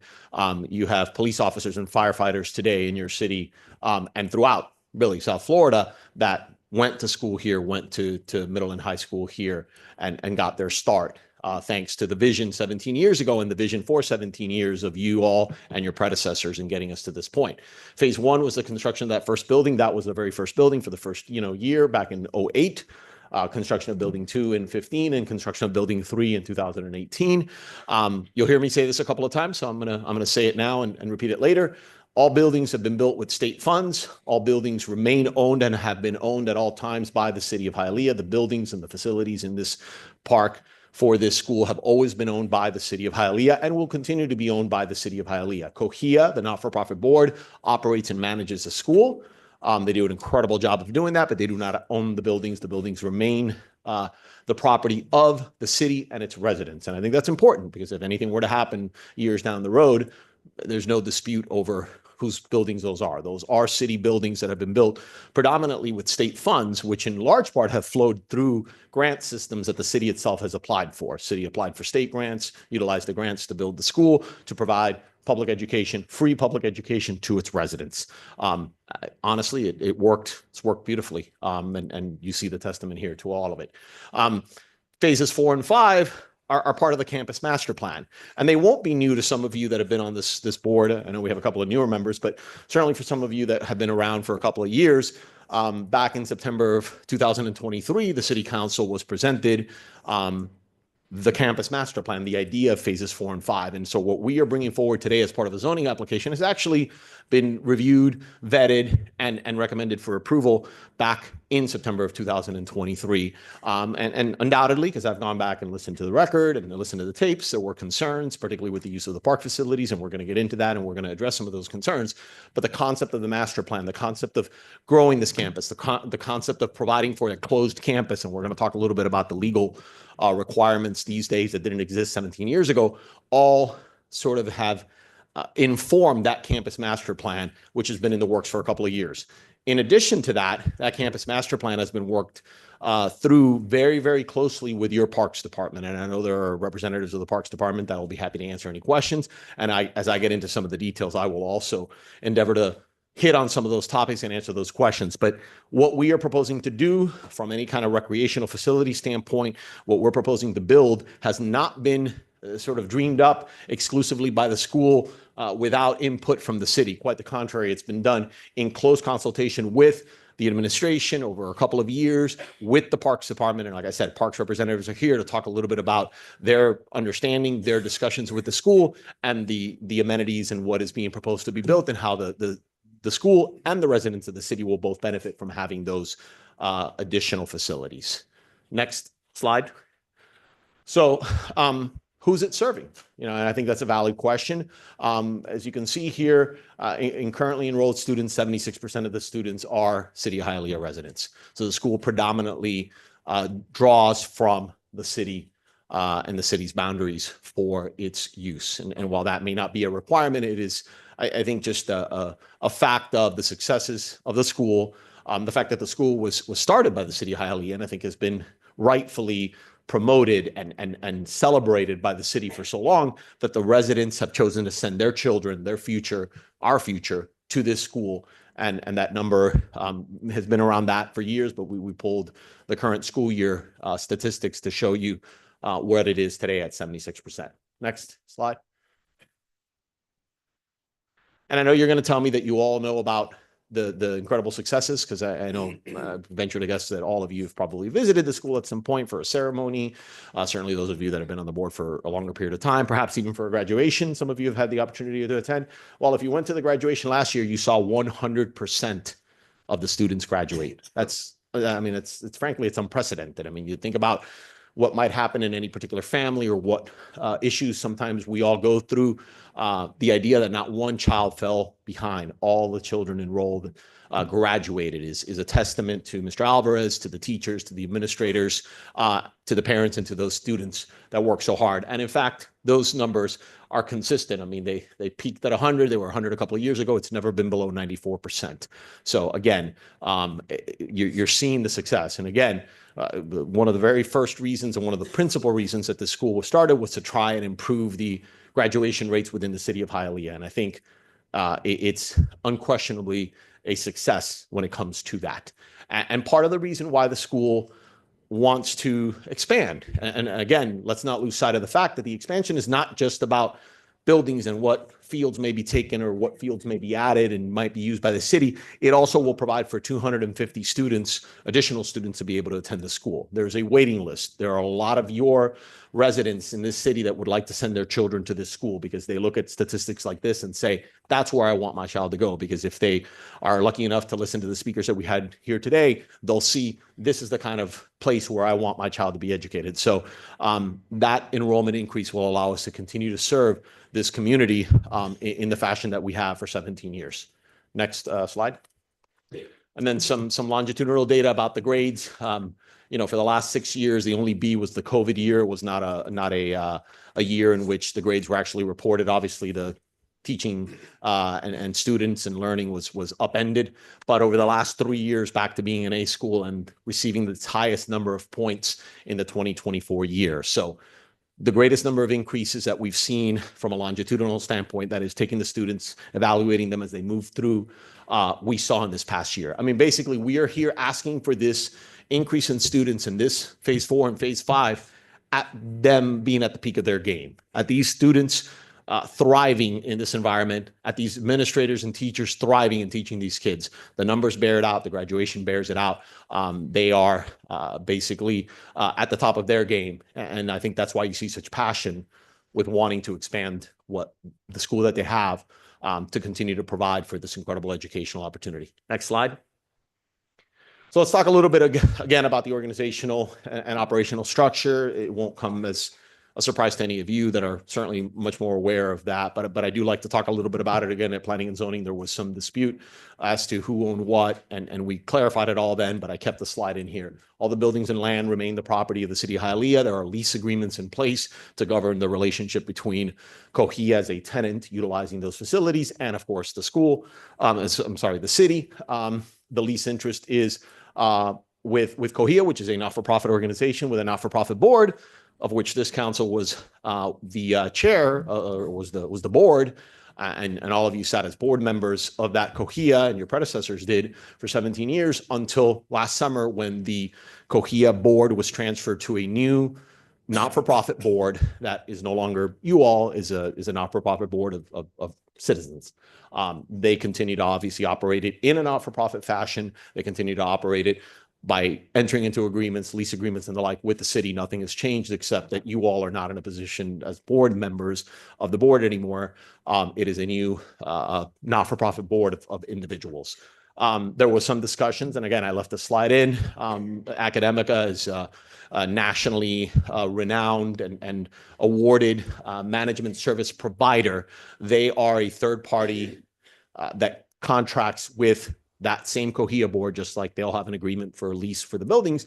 There's an agreement, and Academica helps them manage the school. Academica does not own the school, does not have any ownership interest in a not-for-profit. That's not possible. That's not legally possible.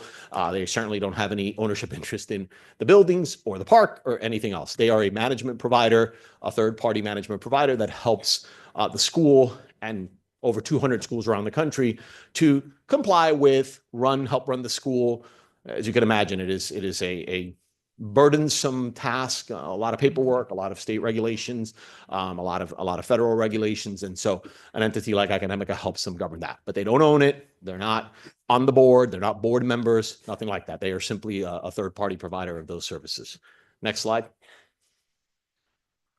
So this slide talks a little bit about what it's been. Again, the idea was, let's have this school. Let's promote it for our residents. Let's have our children go there. And let's put it in a place where they'll also have an opportunity. I mean, the irony of some of the discussions that I no doubt we're going to have about the park is that a lot of the reasons about why it was put in a park was to take advantage of the fact that it was put in a park. Like it's a circular argument, but it kind of makes sense if you stop back.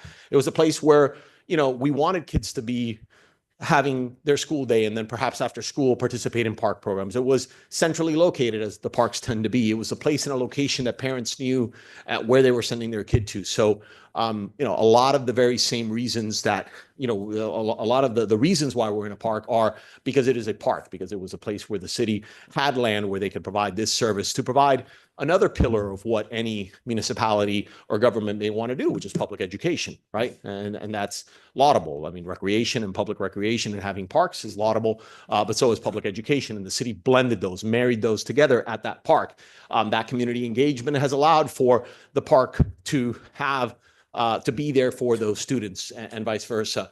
And the process has been for 17 years that there are just agreements in which the city and the school utilize the school utilizes the facilities at the park for ball games, for whatever they may need to, both on site at Slade Park and at other locations like the Bucky Dent Gym or whatever the case may be, by being just another user that calls the Parks Department. And obviously over time and over years, that rapport and relationship was strong enough that it was rolled over and done from year to year. But, that's where the basketball team or volleyball teams would go play. I mean, there would be all of that. Weird Al, we're going to get into it. We're going to talk a little bit about the gym that we're building, the facility, and the availability that will have, not just for the school, but for the residents. But until now, it's been utilizing Slade Park and other parks to basically provide for those needs that were needed. And in some respect, it will continue to be the case. The campus will still be here. The buildings will be in Slade Park.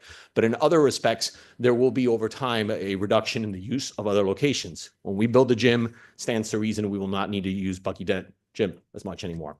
I mean, that's just the vision and anticipation. And again, if you don't want to take it from me, and I understand that you might want to hear it from the administration. I know the Parks Department has worked very closely with the school to work through use agreements and the different types of agreements that are going to come your way to try and memorialize everything that we're talking about. But we're going to get into some of those details in a minute.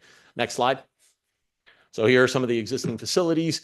And I'm going to show you an aerial in a second, but not only are we using the three buildings that I highlighted for you in 2008, 15, and 16, phases 1, 2, and 3, but there have been the need for using classroom space in the public library, using the recreational center principally for physical education uses and needs, using the outdoor tennis courts and volleyball courts and basketball courts for the different needs and requirements for PE and the like that the school has had.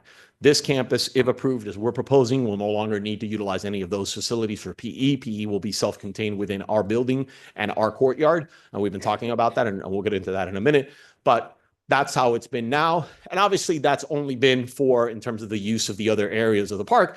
I'm going to say this in a couple of contexts. I mean, the school's in school session for 180, 185 days a year, roughly speaking. That's about half the year. The other 180 days, you know, whether it's the volleyball courts, the rec center, certainly the library, have always remained free and accessible and open to the city to do with it as they see fit. And we'll talk a little bit about how that'll morph a little bit. These areas that I highlight here, and I'll show you in a graphic, will go to being back to being 100% utilized by the city and the city's parks department for city park needs entirely. The additional amenities that we're building that will be utilized exclusively by the city, unless the school enters into an agreement to utilize the park or one of those new facilities. And then even the gymnasium, which will be inside our campus, but will also be made available in a very substantial fashion to the residents of the city and to the city's parks department. Next slide. So we're proposing in this final approval in 2 phases, the development of a CTE hall, a school building, and that will remove the need for any classroom space in the public library whatsoever. So that would free that up immediately upon construction of that, and would also remove some of the use of the partial use of the courts, the outdoor volleyball, basketball courts that are there today.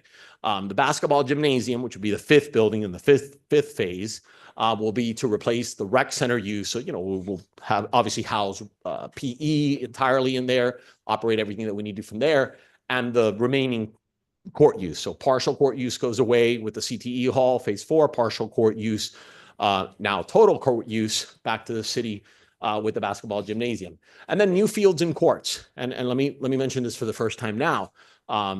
These new fields and courts, and we're going to get into talk about it. It's a soccer pitch and 3 pickleball courts with a track, kind of a rubberized material track or synthetic material. I was told not to call it a rubber track, and I just did that.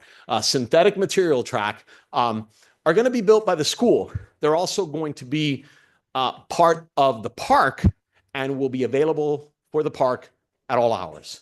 We will not be utilizing what I'm going to show you in one of these slides. The soccer pitch, the pickleball courts, and the track will not be utilized during the school day. So there will be no dark time for residents or for the city. So it will be available for a resident to go walk at 9 or 10 o'clock in the morning around the track, or to play pickleball, or to utilize the soccer pitch in accordance with whatever the park's rules and regulations. Basically, it's going to be built by the school as an additional amenity at the park. It's not going to be utilized by the school during the school day, so it's going to be open entirely for 365 days a year to the city, and the school is simply going to utilize it as they would utilize any park facility. They'll enter into an agreement if they want to use, the soccer pitch for a flag football game, or if they get a pickleball team. That might be a thing in the near future. Pickleball teams and the like, they might use the courts for that reason, but that area will be immediately available upon construction for the city at all hours and at all time. And the school will only use it in agreement after school hours, as anybody could come and rent it out. I think that's a critical point. I hope all of you kind of conceptualize that. Notwithstanding that improvement will be still be paid by Cohia. I think it's an investment. It's an investment in their own children being able to use it after hours as another park user. It's an investment in their community. Cohia is investing in its community, recognizing that they've been fortunate to grow inside this park, and to the extent that there have been over 17 years certain growing pains with the use of the park, this, I think, is an elegant way in which the school can, in addition to giving back by graduating 100% of its students or all these great leaders that they've graduated, also provide for something tangible for that park to have, where they are going to have something that all of you can look proudly to that will be part of your park system. And so that's critical for those improvements of the soccer pitch and the pickleball courts and the track. And we'll talk a little bit about the gymnasium in a minute. That's going to be operated a little differently because it's going to be inside our campus. It's going to be part of our campus. It's going to be utilized during the day. It has some classroom space. It's where we're going to do PE. But there is also going to be substantial usage by the city of the gym in agreement with what the school's been discussing with the Parks Department. And again, you can talk to your Parks Department about it a little bit, but keep in the back of your minds, again, we're talking about the school being in operation for roughly half the year, about 180, 185 calendar days a year is when the school operates. The balance of it, the summer breaks, the winter breaks, things like that, it will be available entirely for the city to utilize. That's the gym. So we'll get into that a little bit more. Next slide. We've talked a little bit, and I think you heard from some of the parents. I mean, everybody kind of comes at this a little differently. They have different needs and different desires. I mean, the educators kind of need to be worried about everything, right? They're the principal and the assistant principals and the teachers, and they need to be worried about everything. They need to be worried about education. They need to be worried about after school activities. They need to be worried about security. Parents, as a parent myself, and I see a lot of parents up on the dais, parents worry about education, certainly. And I think, you know, most of you, I'm sure, would vouch for the fact that you always seek the best for your own children. And as elected officials, you want the best for your residents. But we also are concerned about security, right? Sadly, where we were 17 years ago as a community, as a nation, and where we are today are two radically different points. You know, too many stories about incidents at schools. And there's been an evolution over time, and most recently codified now, and it's been changing over 17 years, with the state mandating, in essence, what are called closed campuses, where you could, back in the day, and I can tell you this because, you know, I went to a public school in West Kendall, and we would leave in the middle of the day to go to lunch, right? When it was our lunch period, we could leave. Like, that concept doesn't exist anymore, right? I mean, these are closed campuses now. Sadly, it's where society has taken us, but we need to evolve with that. We need to comply with state law. And so, you know, we talked a little bit here, and we wanted to just point for you that as of August 1st, 2024, it's gotten more and more stringent. You basically have to have gated access points for all ingress and egress points that must remain locked while the students are inside during the school day. That's just now a state law that every public school, and this is a public school, has to comply with. So part of the discussion that you heard, part of the comments that you heard from some of the parents, certainly that you heard during public comment today, referred to safety.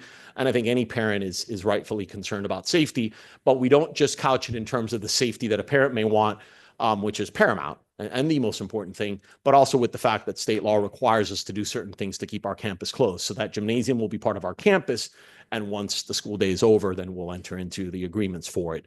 And obviously, in this scenario, we're no longer utilizing any of the other areas of the park. Next slide. This is the use agreement. And again, it's my understanding from having some conversations with folks in the administration that this is first reading on a, you know, use permit in a zoning context. There will be a second reading in January, and it's my understanding, and again, you all can obviously get confirmation of this from the administration, either publicly or privately, but that at the time that this item comes before you for second reading, there will be a finalized use agreement that will address, you know, kind of what uses there will be. And I'm going to hit some of those highlights now, but that's the evolution of the partnership, from where we started to where we are now with this new phase 4 and 5 will culminate in a new set of ground rules for how we, having some amenities that the city wants to use, can utilize those amenities, such as the gym, and how the school will continue then to utilize other amenities, the ones that they're building and others across town. I mean, they may still have a need to utilize your park somewhere else from time to time, and I don't think that anyone here would have any issue with that if they just go about it by renting it out like anybody else would. Next slide. So let's talk a little bit about the gymnasium. When school is out of session, there will be 100% public access. And there's a pretty picture there. I mean, I would hope the picture would speak 1,000 words, but I know the use of it is as important as the beautiful pictures and the facilities are going to be built. And we're joined here today by the architect, Rolando Llanes, if you have any questions about any of that. And he's done an incredible job, and he's designed dozens of these schools. When school is in session, so again, out of session, summers, breaks, and the like, the facility will be open and available for the Parks Department to utilize for its programs, to rent it out to individuals, other residents of the city that want to use it, et cetera. When school is in session, it is part of our campus.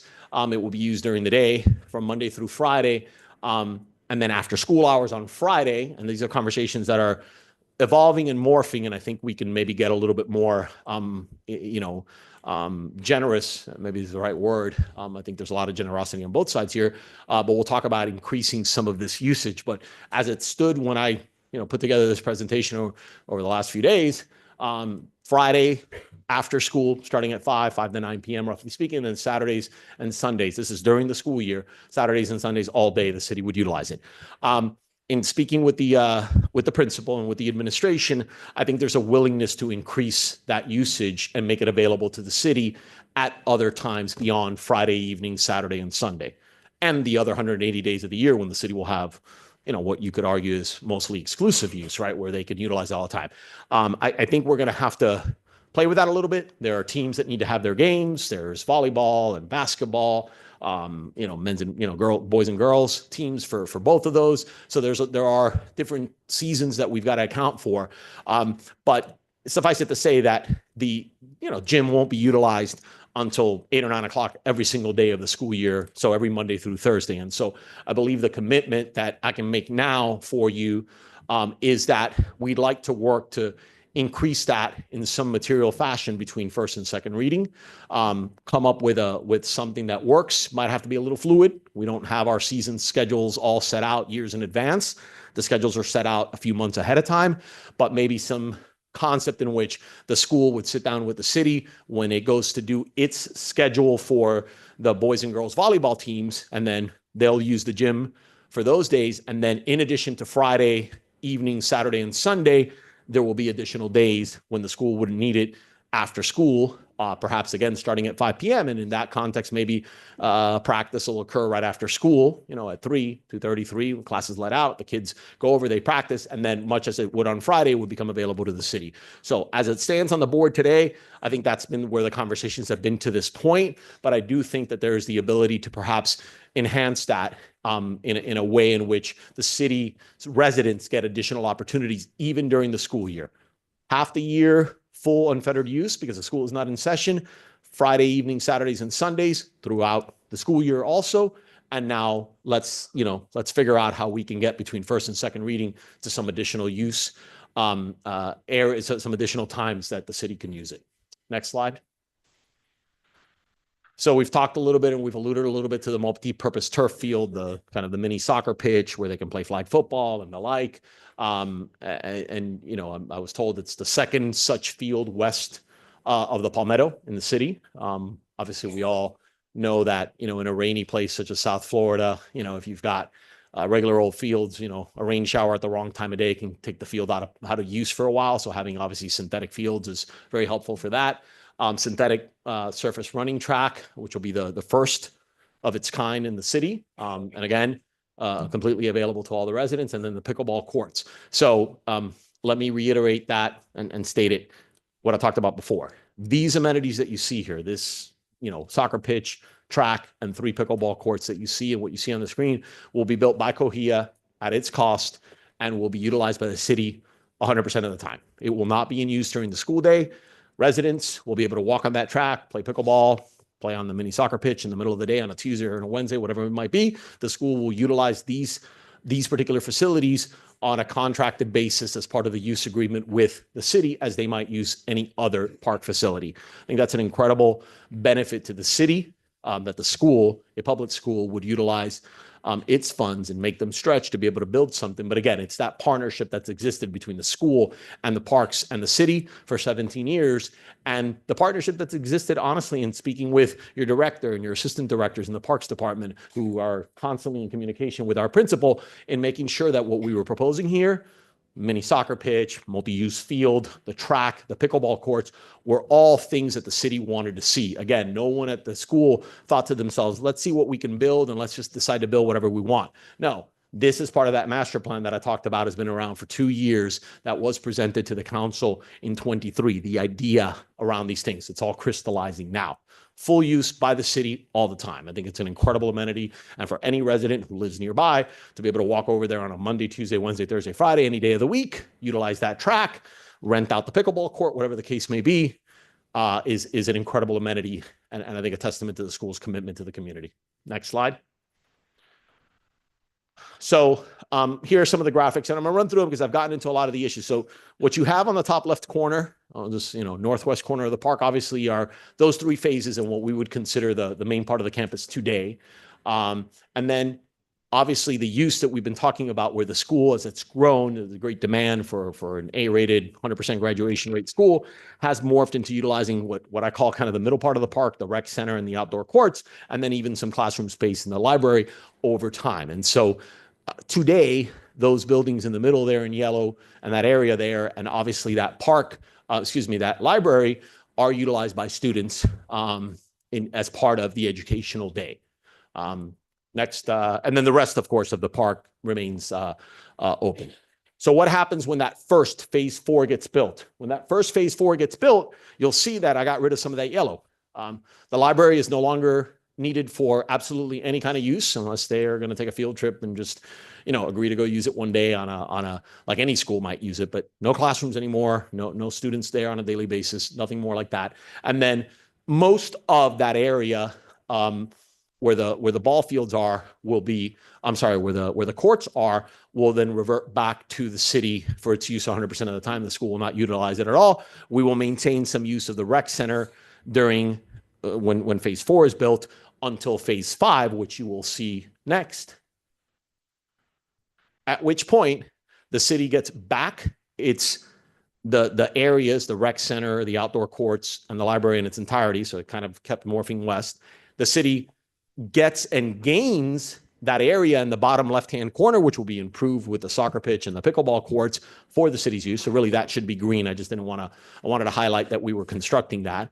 And then that last gym building on the sort of eastern edge of our campus. And then that allows us to finalize and get to that finish line of a closed campus with, state law compliant, most importantly, parental compliant, making sure that we can look these parents in the eyes and say to them, your children are safe when they go to school here.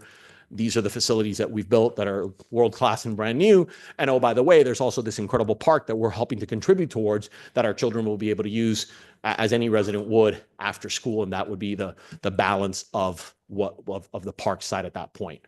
Next slide.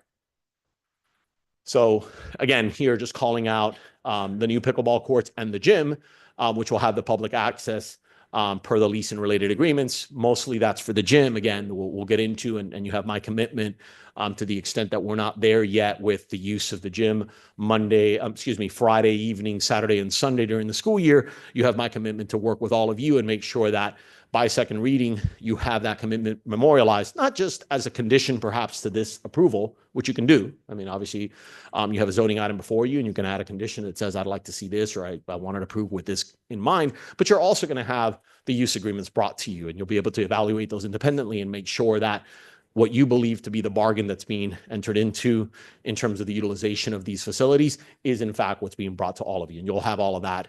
It's, again, my understanding, and you'll confirm with staff for the January meeting.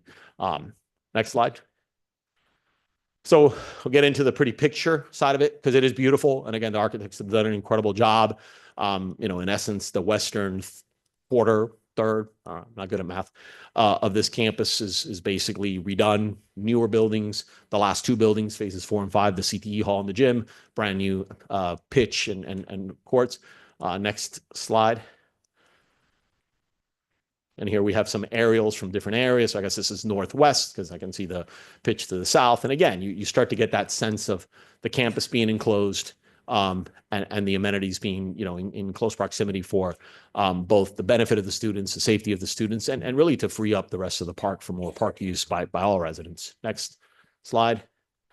It's another aerial to give you guys. You'll notice there's go back. I just want to highlight, we do have a outdoor basketball court. I mentioned before the rec center will still be utilized during phase 4, mostly to run PE still out of. Once the gym is built, then we'll be able to have PE both inside the gym and it can spill out.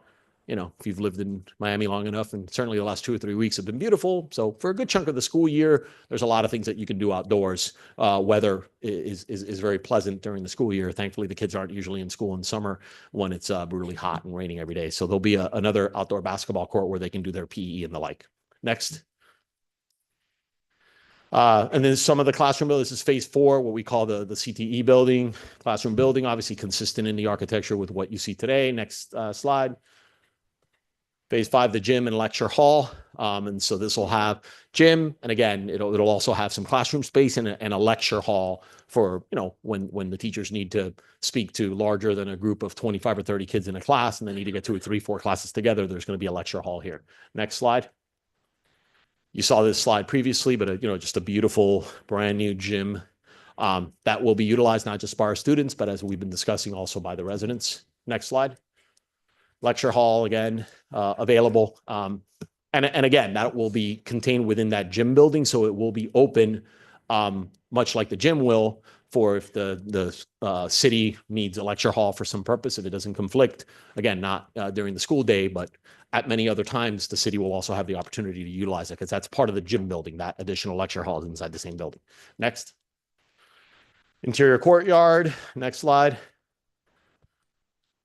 Just let you guys kind of take a look at everything that's being done here. Next slide. The shade sails. Next slide. And we'll keep going. So, I want to kind of bring it all back to where we started and talk a little bit and just close with, what we're asking this council to do, which in a different capacity they did for 17 years, and they'll always do, which is look out for the best interests of its residents. And those residents are out here today, and over 75% of the students here are residents of the city.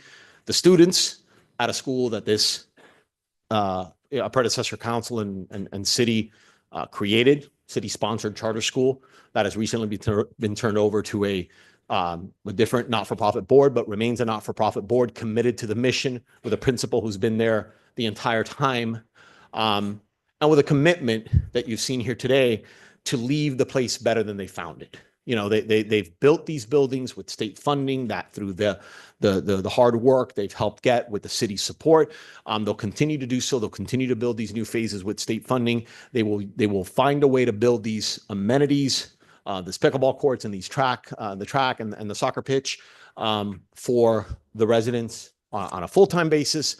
They will continue to be wonderful partners with the community for the utilization of that gym in a way that is consistent with the mission that all of you might feel that you have correctly, which is to ensure that the public's assets are being correctly utilized. These are buildings owned by the city of Hialeah, and that gym will be utilized and will continue to work with all of you to utilize it even in greater fashion, and to allow those additional, with the new buildings that we're constructing, allow those additional 250 students, those additional families that live in your city to be able to send their children to a school that graduates 100% of its kids, that is at the forefront of leadership, that you heard from speakers today, both kids that are in school today and young adults that have graduated from the school, formed their lives, really kind of sent them off and is sending them off in the right direction. So the request before you is both narrow and broad.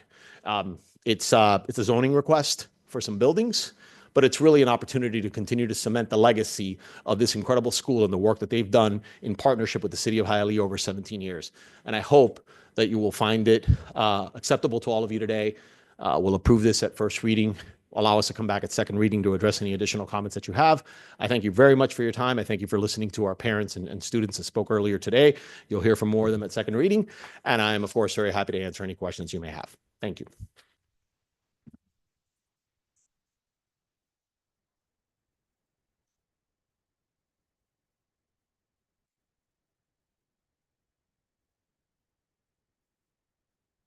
Well, I'll start. I can tell you I've always loved all the projects you bring, and I love what it looks like, but I do not like the fact that you're building on a park.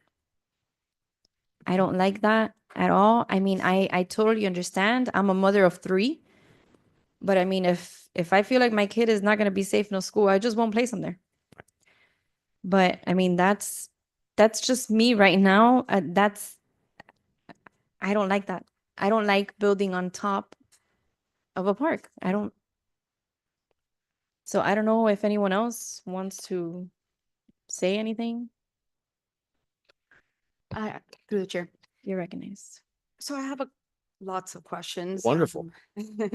You know, green space in Hialeah, I think is so important, and it's something that I think all of us, right? We have a job here to do, which is always protect our residents and protect the city and just kind of look out, right, for everybody. And I know that I recently took a tour of the school. I am super impressed. I have always heard great things of Cohia, but now that I visited it and I saw it, you know, what you're building there, Carlos, is amazing. Besides the curriculum, the kids just learn, you know, the kindness and the respect, and, you know, you guys have a great thing going. So kudos to all of you. And I've seen, and your kids actually, because I've seen them, some of them came to the trash pickup, which speaks volumes, right, of how engaged your kids are. My concern is that it is a public park. Sure. Right? And so, you know, building on a public park is taking away from residents. And I think one of the things that has been a struggle for me when I saw this item and learned about what is being asked here is, you know, once we say yes, and again, I think the project is great, it's on a public park, right? Mm-hmm.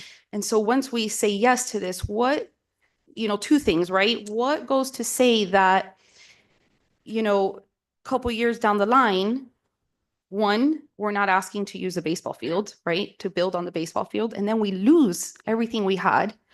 And 2, what goes to say that somebody else won't come to council and say that they want to build on another park, right? How do we say yes to one project and no to somebody else? And it's the public space for me, right? That's kind of one of my concerns. The whole public, I think it's about an 1.5 acres or 2 acres, right? Mm-hmm. That it is that we're, you know, going into. I have some other questions. Phase 1 was approved when? 08. Okay, 08. And when we approved phase 1, was it just phase 1, or was it phase 1, phase 2, and phase 3 all together? No, my understanding, I mean, and what I've been able to recreate and discuss with staff is that 1, 2, and 3 were kind of brought. 1, then 7, 8 years later, 2, 3 came shortly thereafter, and now there's been 8 years between the request for 4 and 5. So I hope, you know, that kind of shows, you know, a little bit of a pattern, right? Where, you know, if we approve phase 4 and 5, what means 6 and 7 doesn't come next? So that's just a concern. Hold on, because I was writing some things, but the Florida law about safety, right? Was that 2024? The most recent changes to the law took effect in August of 24. Correct? Okay. So would you be able to advise if the project was not approved, right? How would you comply? How would the school comply with that safety? Well, I mean, obviously it makes it a little harder because there's no sort of, we don't create that square where we can just have the access points more readily because it's kind of more open and there's a fence. And then obviously in terms of utilizing other areas in the park, I mean, the students are transported, you know, by teachers and coaches and the like when they need to get across if they're utilizing one of the other facilities in the park. And so that's how they've been sort of operating and managing it. But the law keeps moving towards wanting to have a more contained and closed campus with specific and you know, discrete access points. I guess that's the best way to describe it. And it's been evolving. That's the most recent change, but it's been evolving over time. And I'm sure the principal he's had to, okay, you know, he's had to kind of evolve as they've made those changes over 17 years. I'm sure that if you wanted some greater detail on how they comply with the safety, The desire for additional safety doesn't mean that the school is unsafe today. Let me be clear. I mean, obviously, these children, these parents wouldn't be here speaking about their school with the passion that they're speaking with them if it wasn't safe. But I think that there's an opportunity to sort of have the best of all worlds, which is just to create a closed campus sort of geographically that allows us to provide for those discrete access points and continue to provide for that security and safety and compliance with state law, and also to free up the use of the parts of the park that we're utilizing today, that during the times that we utilize them today are not open then, the rec center, the fields that are not open, or the courts that are not open at all to the residents today because of the agreements that are in place between the school and the city. So I have another question. Yeah. How long ago and how was it that they started using the other city buildings where the kids have to be transported to? Carlos, yeah, I'm going to for some of the history, I think you're probably better served to hear from Mr. Alvarez. Yeah, the historian. He's been there the whole time. So initially, Please, for the record. Carlos Alvarez. Thank you. 2590 West 76th Street, Hialeah, Florida, 33016. So initially, South Florida Autism Charter School came into an agreement with the city and used Sector 5 police substation for classrooms on the second floor. The public park wasn't open. The library wasn't open, I'm sorry, to the public till 3 p.m.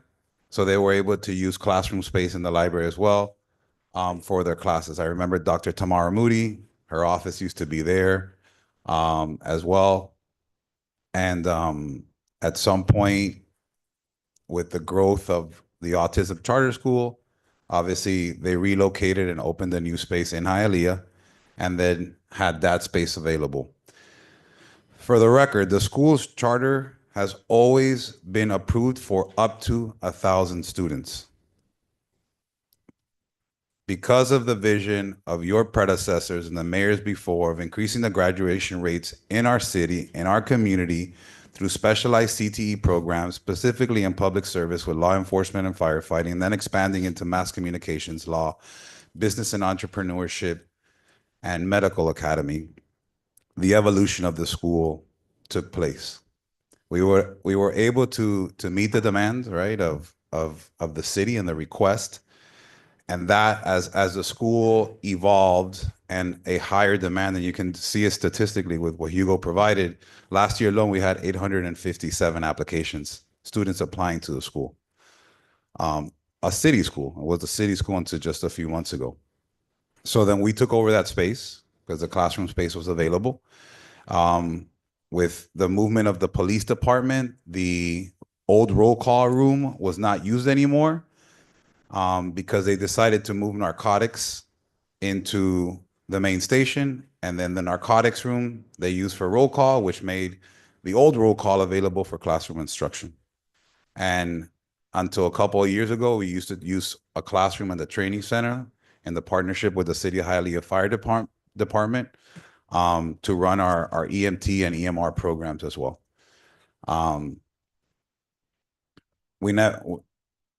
We're under what we have to be at. We're approved for 1,000. To Melinda's point, as a founding principle, there's things that make schools stick out, right? And those in education, Councilwoman Perez, you know that, and Tundador as well, you know that facilities are an important part of a school. I probably can think, you guys probably cannot think of any high school that doesn't have an indoor gymnasium to run operationally.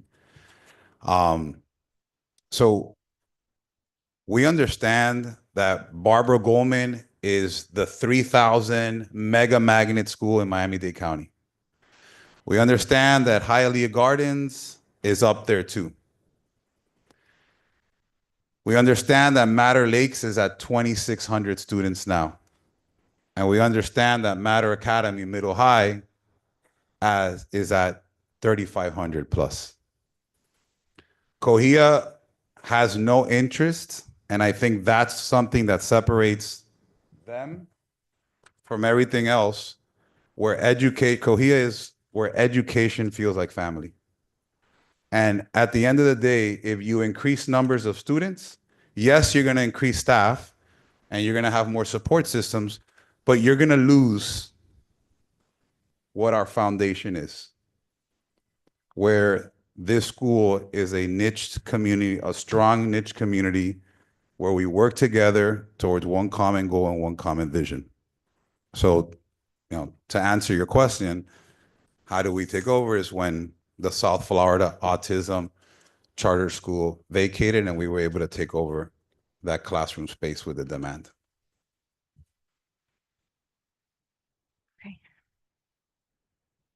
Through the chair, you're recognized. I have a question. How do you currently pick your students? Like what's the selection process? So it's through our lottery process. So they apply through a lottery system, they get selected, they are offered enrollment. Parents have to fill out digital applications or come in person. And then, for example, for next school year, January 29th, we have a new parent orientation where we kind of give them an overview of the school, our rules, our regulations, our programming, academics, supplemental, athletics, et cetera, and kind of students start selecting the courses that they want to take next year according to our subject selection document. So there's no, if you have, right, let's say the project was approved and you get 250 more, there's nothing that would say that the 250 additional students would have to be Hialeah residents.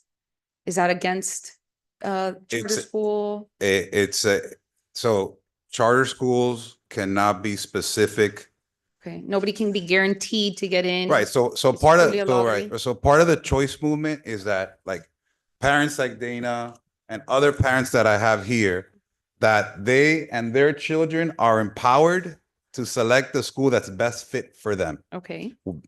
Kids should not belong to schools based on a zip code. Schools and parents should select what school best fits their mold. And like at Cohia, like some of these kids don't want to go to 2,600 student school like at Matter Lakes. I've had kids that have transferred to Matter Lakes and they've transferred right back to us because we have that smaller niche community, and that's what our vision will continue to be in reference to, right, your concerns of like, oh, we're going to encumber and then go into the baseball field, right? Like then we become like everyone else. And that's not what our vision is. And that's not our purpose. And there is no other growth. And in reference to the growth, and I think, the rest of the council members here with the 1250, it's a staggered growth. So next year for 25, 26 school year, the school will operate at 1,000 students again. For 26, 27, it can go up to 1,100 students. For 27, 28, it can go up to 1,250. So I don't want the council to be under the impression that, hey, bam, we're going to 1,250 next year. No, next year our numbers are to stay at 1,000, 1,100, 1,250. Yeah. Just to add one more piece of data. So we don't have to speculate, right? One of the great things about having a school that's been around for 17 years in your city is that we don't have to speculate. One of the slides that I showed, I circled the enrollment figure to show you that 76% of the students, but if I'd gone through all of the numbers in blinding detail with you, you would have seen that applied, there were 840 students that applied, 594 were from Hialeah, that was 71%. The accepted was 250 students who were accepted, 186 were from Hialeah, that number was 74%. And then when those students who were accepted and came and enrolled, it brought the current year at 76%, which is where it's hovered. I know I've asked Carlos, and for years it's been there. So state law doesn't allow us to say only City of Hialeah residents can do this, but 17 years of history tells us that what we saw for the last 17 years isn't going to change. I mean, it's going to continue to be predominantly requested by city residents because of proximity, because any one of us that are parents probably don't want to drive, an hour in each direction to take their kid to school. So, the students and the students that live in your area that are, whose parents live in the city and are going to continue to be the ones who apply are accepted. And so while there can't be a firm commitment because state law prohibits closing it off to others, there is a track record of 17 years that tells us from the kids who apply to those that are accepted to those that are enrolled, there's that consistent 70-something% pattern that I think can give you all some comfort. Okay, thank you. The only reason that question came up was because some of the residents nearby that I spoke with Mhm. kind of expressed that that their kids don't go to Cohia, even though they've tried. So I didn't know what the selection process was. So Sure. thank you for. And I'm sure that the school would be happy to talk to them in greater detail. And the best way that we can try and increase it a little bit for more kids to be able to go is to increase it by the requests that we have and give more opportunity. But sure, well, look, we recognize that we have to turn away kids. You know, we have many more applicants than space. Just If I may through the chair. You're recognized. Well, thank you for a very thorough presentation. I mean, you really explained everything. I love the pictures that you provided. It really gave us a visual. And thank you to all the students, the parents, the staff that have taken time to be here with us tonight. It's important that we have these conversations and that we discuss and we kind of clarify any points that we have, and that you're taking a leadership position and being here and having your voices heard. So I appreciate you taking the time to be here with us. I love this school. I've worked with all these students. There's some familiar faces that are here that I know that have volunteered. Like Ms. De La Vega had said, they participate in so many things and they give back in the community. And I think that although we're discussing that fact of statistics, whether it's great that the kids that, you know, are in our city, you know, go to this school, it doesn't matter. This school represents our city. It's in our city and it's serving our community. And that alone, it doesn't matter. We welcome anyone from anywhere to come here and to thrive in our community. So I think that that's a good point, but nonetheless, you know, we welcome everyone just like we welcome people to our restaurants and our businesses. That doesn't matter. Personally to me. I love your principal. I know your principal for many, many years. We started, you know, teaching together many years back. So you're very lucky to have Principal Alvarez. He's a wonderful leader in our community. I'm battling because I'm in between right now a very, you know, particular situation because I'm also an educator. I've worked with this school. I believe in the value that it serves in our community and the opportunities, the educational opportunities that it provides. But I'm also elected here to represent the entire city. And I'm also here to represent, you know, something that's very critical to us, and that's prioritizing our green spaces. And what we don't have a lot of anymore is land, you know. I wish that this expansion, this was a conversation that I had when I sat down with our board. I wish that this was being proposed somewhere else, in another area that I wouldn't feel as hurt and as torn, giving away, you know, a green space. I heard some people mentioning, oh, but it's not being used. Well, maybe you don't see it being used, but we know it's being used. And I've had a lot of people reach out to me, just like you're here. I've had a lot of people reach out to me privately, call me, email me. So maybe they're not here today. Maybe they're embarrassed because it's intimidating to speak in front of so many people at our FORA project. It takes a lot of courage to stand up here and say, no, I don't want this school built here to a bunch of young kids that are thriving there. So they probably don't want to hurt your feelings. And they don't want to hurt your parents' feelings that are here speaking up for to help you, to provide a future. But we get these calls and we get a lot of people that use that outdoor gym, that there's people that are there that use the softball fields, 12 and under, that go there every day, that's being rented. The baseball fields are being rented every day for another league that's 13 and over. There's a walking crew of older people in the community that they use that park to walk there every morning, even Saturdays and Sundays. And so it's being utilized, just like Cohia uses the tennis courts on Monday through Fridays, and they use the basketball courts and the softball courts. I know that you guys also have flag football. I saw that there's girls and boys that play in the flag football team for Cohia. So the park, the green space is being used. It's being utilized. If we continue to take some more of that green space away and continue still to have the school use it, then what's to say that's going to be left over then for these other programs that are using that additional green space to share it? I think it's wonderful. That indoor gym, I think it's beautiful. But then again, it's only being offered on Fridays. What happens? Well, and to be fair, and that's why So- it wasn't just on Friday, it was Fridays and weekends and half the So- year. So Yeah. So I think the beauty of this school is that we've been very helpful to one another, right? of course. I think that Cohia Every summer allows, the different summer programs to be there. They allow the after care program, the CLAP. We have the creative learning and play that's there hosted for elementary schools that go there to learn. So the doors have always been open. And I think that speaks to the beautiful partnership that we've had. However, I agree with the concerns, and it's being echoed to us, the further encroachment that this could possibly propose. In 2008, 7 years later, we had the proposal. There was no master plan back then. It was one building, 270, I believe, students. And that was the plan. That was the capacity. 7 years later, then in 2015, again, we expand to another one. No master plan. 3 years later, now we had a master plan, 2018. And now we're discussing another 4 and another phase 5. So I think there's a fear as it echoes throughout our streets, residents, us as a responsibility, as what that negotiation process of giving away another piece of property. And who's to say no one else is going to come knocking on our door and saying, look, Hialeah, this park over here, this looks like it's not being used. Let us take over just one field, please, just one. And then we're back to what we did it 4 or 5 times already with this school. I think that we have to have a very serious conversation, because there is the legislation that was passed.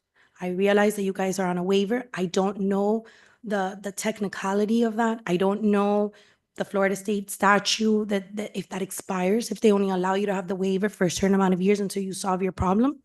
And I think it's important to have those conversations, and serious ones, because we don't know if this agreement, this partnership that we could have between these buildings can continue. And that's really out of our control. So we really have to sit down and say, before we continue enrolling more students, how can we help you to solve this issue? And we're willing to help. But I personally cannot agree to the expansion process. I hope you understand where we stand. I hope you understand that this is something that we have to represent the entire city, and this is an ethical issue. This is something that we have to say, okay, when do we draw the line? When is enough enough? And I think that, at least for me, I think I've reached the end of the line as far as the park. It's important also to know that we had the family that wrote, and that, this park is named after their family member. There's a legacy that's tied to it. How much of this park now is being diminished? That's also out of respect. We have to acknowledge that person, sent this in. And this is where the park is, where the students play and thrive. So we have to, as together, understand, hear their wishes as well. That's where I stand. I think I appreciate you guys for being here, but I apologize. I can't offer my support tonight. Thank you, Councilwoman. Through the chair. You're recognized. So fun fact, right? Your principal was my assistant principal back a long time ago. And I say that it was a school called Jose Marti, and Jose Marti was a lot different back then than it was today. And so I say that because I've known Carlos for a long time, and he's always meant well. And Principal Alvarez, I do apologize, not Carlito, but and I think Cohia is such a great school, such a unique school, and I think is received many accolades, right, because of its uniqueness, right, and so that's really important to always note, and I know we always hear it, and that's fine, but I want to be very clear. Like I sometimes feel if I was sitting in the audience, it would seem like the city wants to shut down a school or something like that. And just to be very clear, the city of Hialeah has no intent to shut down any school. So I want to be very clear on what is the intent here, right? What is it that we're trying to do? And at the end of the day, this council is trying to figure out what to do with city park land. It's not about whether Cohia shuts its doors or anything like that. So it's very important to kind of to make that distinction. But I think, and again, now I'm just echoing right? But it's important to echo and to put it onto the record that, you know, many of us up here, all of us up here, and including Principal Alvarez, when he had his role, right, as an elected official in Miami Lakes, you know, we take a lot of heat up here, right? And a lot of projects, right? So we take heat for development applications that come from private land, right? And look, and we're also exploring on how to leverage other assets, right? That are not park land to figure out ways for affordable housing and things of that nature. But park land is something so precious, right? And I like to call it the Holy Grail, right? The Holy Grail. It's off limits, and I think that type of land, that item, that topic, you have to be black and white on, right? I mean, I think because of its nature, you look at other municipalities and the way that they treat their park land. I think it's very admirable to do that. So I've been struggling with this for probably months, right? I really have, because I know that this school does a lot of good things. I've done a lot of back to school drives at Cohia, and it's been phenomenal. I think I went one time too to speak at my man there, the political class, and we talked about the civics class, and we talked about some fun ordinances that we were working on. But you know, I decided to look at this in two parts, right? And the first part is very simple, fundamental question, right? Do I want to vote in favor of building on park land, right? And with that comes other things, right? There's a cause and effect, and I think that when you go down that route, listen, you set a precedence, right? And although this school was created years ago, it was set with a different council and with a different administration. But if this council and this administration decide to move forward down that path, then like everyone says, today it's Slade and tomorrow might be Babcock, right? And so it's where do you draw the line, and then what's the argument that you use? Now, the second part after that, right, is regarding the safety issue. I think safety is key. Safety is important. We prioritize safety every single day here in our budgets. We, made historic investments in our police department, right? And to make sure that that's always number one. But, I think, and I know Principal Alvarez mentioned that I think the students started utilizing facilities when the South Florida Autism School vacated, right? Mm-hmm. More or less, when was that? Carlos, do you recall when they started? When the autism school vacated?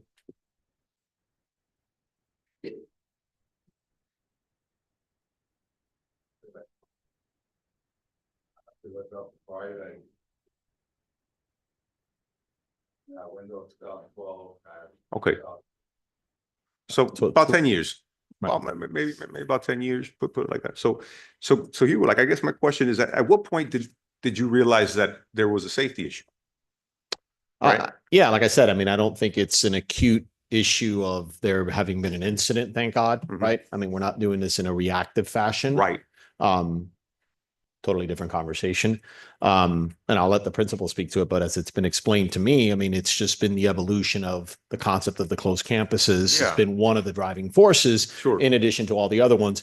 I don't think you can pinpoint one day. I'm guessing that Carlos is both going to tell you, and you can hear it from him, that safety has been paramount from day one. 100%. And that with evolving laws, you have to then evolve your campus in a way that over the last few years, certainly, including most recently now, the legislature's mandates continue to mean that the schools are looking to be more contained and closed. I guess where I'm trying to go, Hugo, and I'm just having a conversation with you. Right? I guess where I'm trying to go to is that,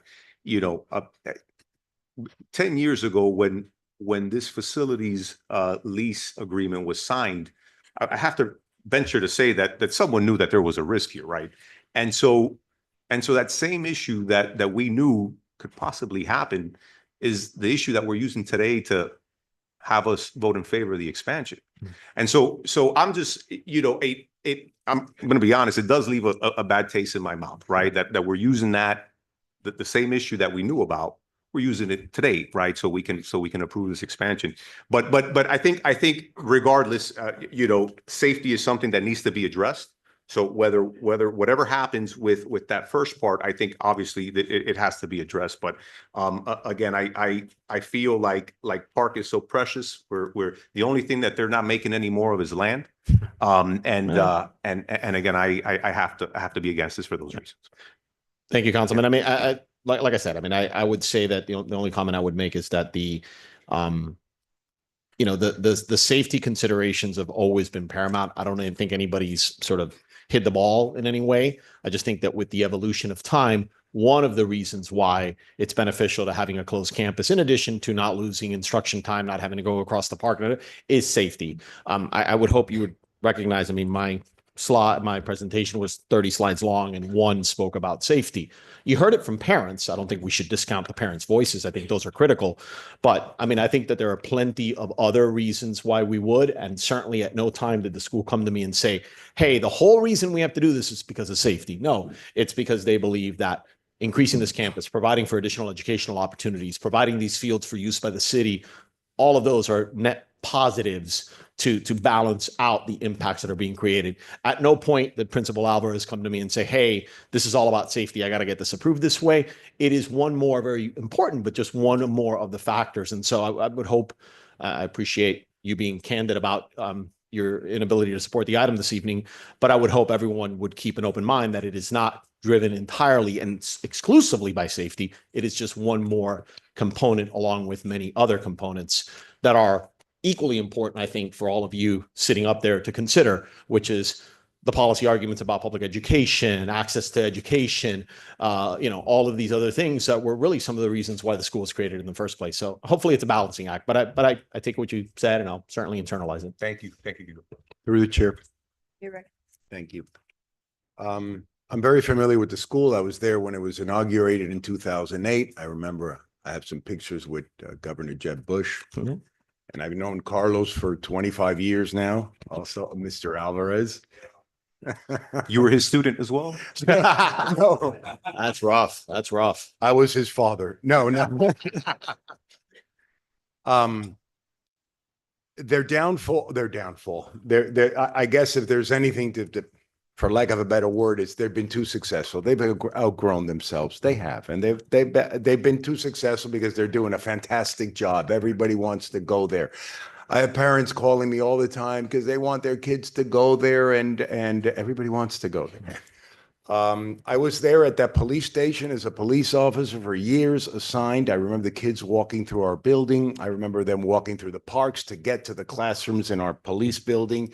Different classrooms at the recreation center. It was never unsafe, never unsafe. Ideally, the ideal circumstances is a consolidated closed campus, but this was at no time unsafe. This was crawling with police officers every day, the whole park and the whole campus and our police station.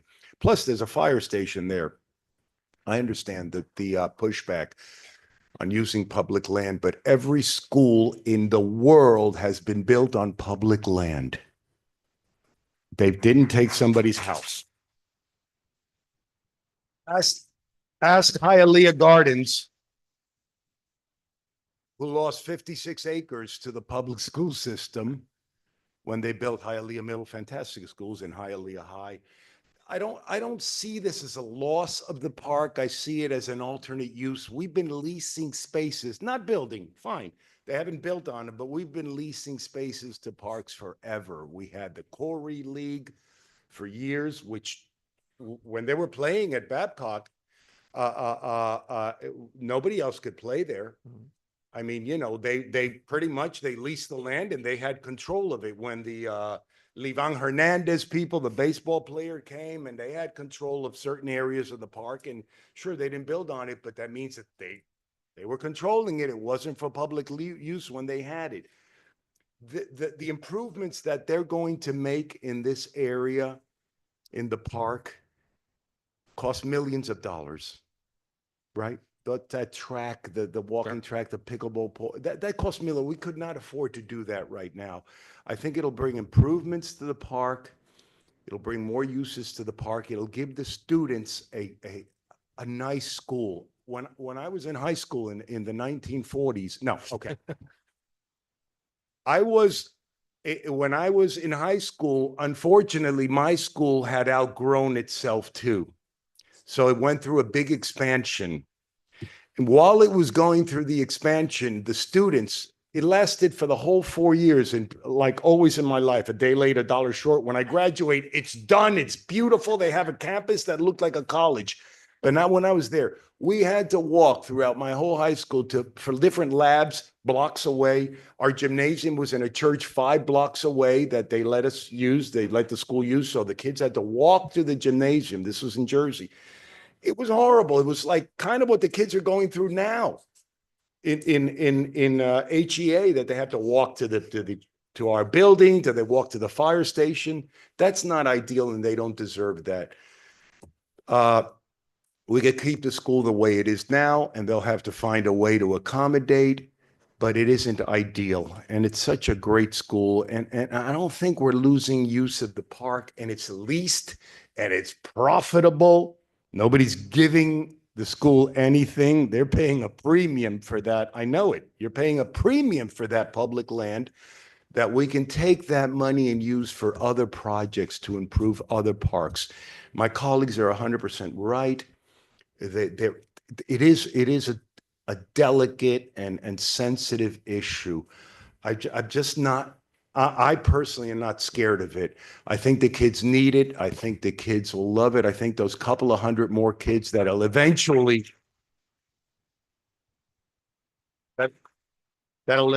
get there, because it's staggered, like Mr. Alvarez said. It's not going to be a shocker overnight, but I think it's going to be beautiful. I think the improvements to the park are going to be great. There's a lot of space there. People are still going to be able to walk through the park. They're going to be able to do their exercise. They're not losing that. If we take another look at it, it's actually not a bad deal at all. As far as deals go, it's a great deal. Because of what I heard, I'm going to ask this board, this council, because of what I heard, the mixed feelings, and I respect everybody's feelings, and everybody's totally valid points. Can I make a motion to table this, because it doesn't look good for tonight, and I don't want to kill this. This is too good to kill. Would you be okay with that? We would, Councilman. Do you feel the same way? I mean, Yeah, from the comments I've heard. Yeah, I mean, look, I think if it all depends, I mean, we're always open to continuing the dialogue. I offered to continue it between first and second reading to maybe bolster some of the points. I think for the folks that have spoken until you this evening, certainly there is great concern. I will note that, a few have already said that they cannot support it. I'm going to take that to mean that nothing that we could offer today would change their mind. I don't know if there's the potential then to offer some other things. And I think in order to do that, we would like the time to do so. Yeah, So, it's either it dies today, Yeah. it looks No, like, I'm or not- it lives another day, right? Can you I'm guys? not doing, I'm not Right. doing that to these kids. I mean, I Yeah, appreciate your I got sentiments. you. I think if it's the wish of this council, we will table. We will fine tune what I've heard today, which is almost entirely concentrated on the use of parkland, and that's it. I mean, let's be honest. Like, I mean, it's not about the school. It's not about the kids. It's not about the parents. It's about losing that parkland.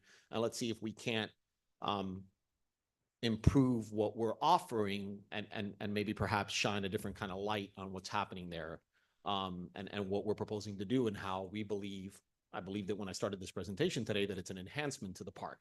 But if we have been unable to sort of make that point clearly this evening, then we would certainly accept. You suggest a date. I'll make a motion if that's okay. Motion to table, and we'll determine a date.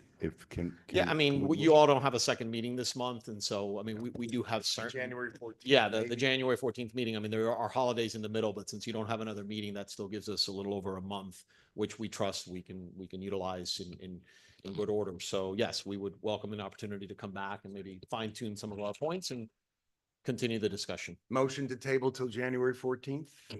You. Second. You're recognized. I have a question. If we do table it, can I start? I have some questions still. Yeah. Okay, I just wanted to. I want to ask. Yes, Tabling it, sorry. If you No. table it to a time certain, the item will come back, and then you you know, you're reopening this item But if- if that is the wish of the council to do that. If Yeah, you want to I- ask, Yeah, I think just some other concerns that I was thinking Sure, about when we were yeah. talking that, if we do have the time and then it can come back, right? Is in the gym, the one for the gym was that the hours were Monday through Friday were gonna be from 5 to 9. So sun kind of goes down at 6, and I don't know, do we have lights in that park? Yes? Okay, so then it is a night park. Okay, I wanted to address that, or question about that. And then I have a question on the soccer field and the pickleball courts. Okay. That is an investment that Cohia wants to offer to the city of Hialeah, right? Correct. Is that in concrete, as in it's a soccer field and it's pickleball courts? I understand. The reason I'm asking that is just because, just something that I thought of was, we've done other investments in other parks where we have gathered our residents, specifically in the last one that we did, we gathered our children to come draw, and that's kind of what was built there. So just something that I was kind of thinking was like, who picked, I'm not asking for the answer, but I'm just thinking, who decided to get pickleball courts and a soccer field? What if the community doesn't want that and wants something else? I want to be able to give to our community what they want. That's a great question, but I will tell you, if you ask, that was a request of the city. Okay, and maybe Yeah, it's so- just because that's, I know pickleball right now is Sure, super trendy.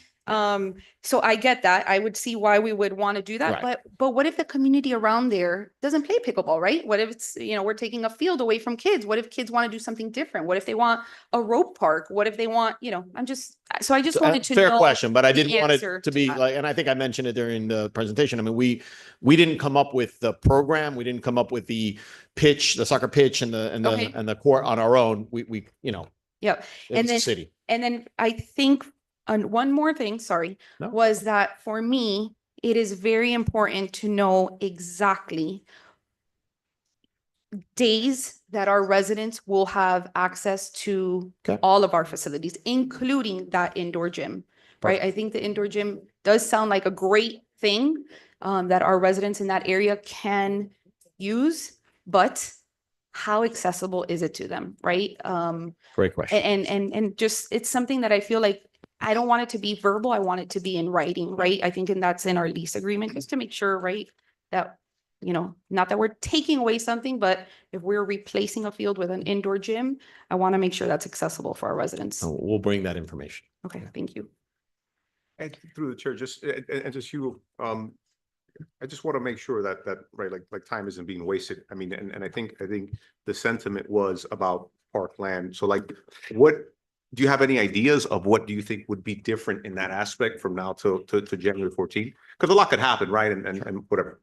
Yeah, I don't. I don't want to speculate. Honestly, you know that I'm not shy to give my opinions, but I don't want to speculate. I'd like to sit down with our team and kind of look at this blank slate a little bit and see if we can come back, address the questions that you all have, rather than, tell you we're going to do X, Y, Z, and I'm just speculating. So if you'll indulge me, I promise you we'll come back with having given it a lot of thought, and we'll, hopefully bring something that you all will understand where we're coming from. okay, so we have a motion to table by Zogby till January 14th. Second. Oh, Second by Rodriguez. oh, yeah, we on second. We had a second by the vice president. Please call the roll. Ms. Garcia Robes? Yes. Mr. Junco? Junco. Mr. Junco? Yes. Ms. Perez? No. Mr. Rodriguez? Yes. Mr. Tumidor? No. Mr. Zogby? Yes. Ms. De La Vega? Yes. Motion carries. The item is postponed until January 14th, 2025. See you guys next year. Thank you. Thank you.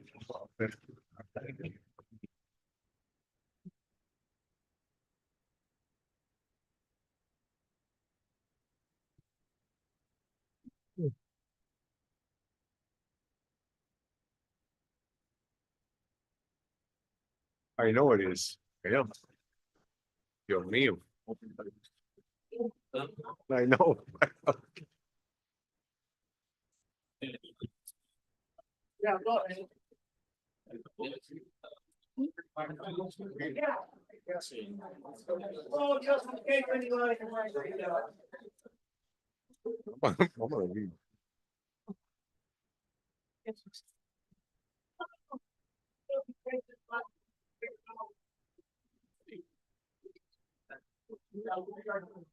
He's waiting for us. I think right now. Oye,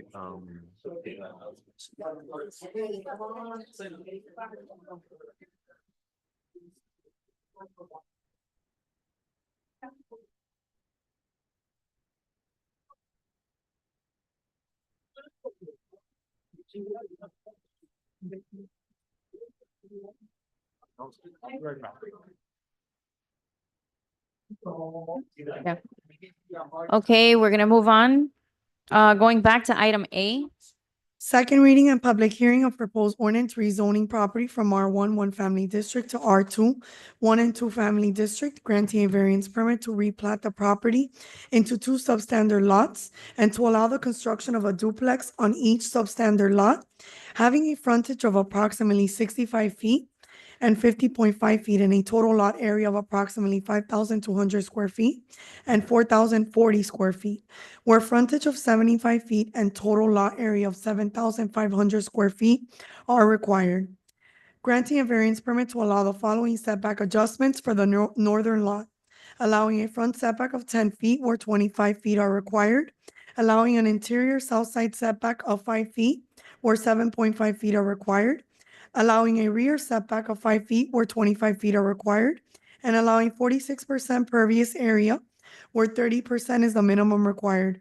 Granting a variance permit to allow the following setback adjustments for the southern lot, allowing a front setback of 10 feet where 25 feet is required, allowing a street side setback of 10 feet where 15 feet are required, allowing a rear setback of 5 feet where 7.5 feet are required, allowing an interior north side setback of 5 feet and 1 inch where 25 feet are required, allowing 59% lot coverage where 30% is the maximum allowed, and allowing 22% pervious area where 30% is the minimum required, all in contrast to Hialeah Code of Ordinances, sections 98-348 subsection 8, 98-545, 98-546, 98-547, and the Hialeah Landscape Manual dated December 13, 2022, section E, entitled Tree and Lawn Requirements by Zoning Classification. Property located at 501 East 8th Street, Hialeah, zoned R1, one family district, and legally described herein. Repealing all ordinances or parts of ordinances in conflict herewith, providing penalties for violation hereof, providing for a severability clause, and providing for an effective date. Okay, this item is on second reading. It's open for public discussion. Well, Good evening, Council. Kevin William Nates on behalf of the owner of 5431 West 7th Court, Hialeah, Florida, 33012. Thank you for having me. Okay, so it's I'm sorry, through the chair. We're on A still, right? on A, yeah. Gino Domenico. Gino Domenico, yes, that's correct. Absent any comments, public comments, I motion. There's no one online either. No, ma'am. Okay, so we have a motion by Zogby. Do we have a second? A second by Junco. Please call the roll. Mr. Junco? Yes. Ms. Perez? Yes. Mr. Rodriguez? Mr. Tumidor is away. Mr. Zogby? Yes. Ms. De La Vega? Yes. Ms. Garcia Robes? Yes. Motion carries. The item is approved. Thank you so much. Okay. Moving on to B. Second reading and public hearing of proposed ordinance granting a variance permit to allow surface parking facing West Fourth Avenue, where surface parking shall not be located at the front of the building, allowing 272 parking spaces or 287 parking spaces are required, and allowing a modification to the declaration of restrictions recorded in Official Records Book 33193, page 3671 of the Public Records of Miami-Dade County, Florida, In contrast to Hialeah Court of Ordinances, Section 98-641, subsection G, and Section 982-189, subsection 19C. Property located at 7450 West 4th Avenue, Hialeah, zoned R33, multiple family district, and legally described herein. Repealing all ordinances or parts of ordinances in conflict herewith, providing penalties for violations hereof, providing for a severability clause, and providing for an effective date. Hi. Hello again, Erica Adams with law offices at 701 Brickell Avenue. Again, this is a second reading, so I don't know if there are any specific questions or. Well, If you it's want me a to go second through- reading, so it's open also for public discussion. Obviously, nobody's here, but do you have anyone online? Motion? Wait, sorry, through the chair. I just have a question. Yes. Motion's on the table. This was the item that we spoke about regarding the parking, right? Yes. Okay. So first, let me say, I do love this project because I feel like that area can use, right? And I know we, in the last meeting, we talked about, I think it was Vanilla Espresso. Express, right? That they're Yes. interested in coming. Mhm. So, but coming from, having lived before in an apartment and the whole parking, Mhm. I have a question. So the second building, not the townhomes, because I feel like that, I think they're actually already built, right? All the- They're under construction. Yeah. Two questions. Those townhomes, are those going to be rental or are they going to be for sale? So that's one of the requests here. So the first request is to allow the applicant to amend the declaration of restrictions. So if you approve of that request, then the applicant will be able to sell them as, individually. Right now, as it stands, that language doesn't allow for them to be individually sold. Okay, and so Right. that's something that they want, Yes, obviously, that's because they want to the sell. first request. Yeah.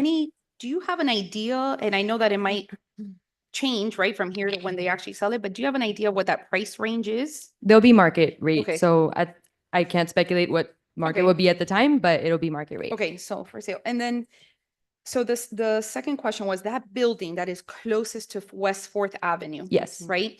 Which is, my understanding, 3 floors? It's 3 stories. 3 stories, yep. So the bottom, when I looked into the actual, the plans, right?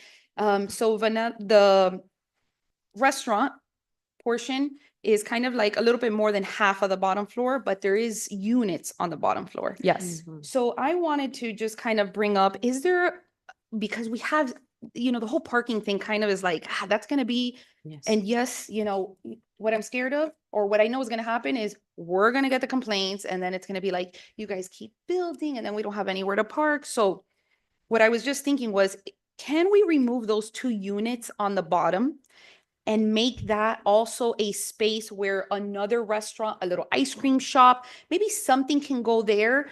And it also adds, right? So we're looking for restaurants, we're looking for nightlife, we're looking for things to come to Hialeah, make us vibrant. Right. Can we, sacrifice 2 So- units? So my understanding was that with the whole ground floor being retail or more restaurant, it Okay. requires more parking than the 1 units. The variances would be larger. And I think the applicant has already, done the numbers and it doesn't really make sense if they convert that to a commercial use.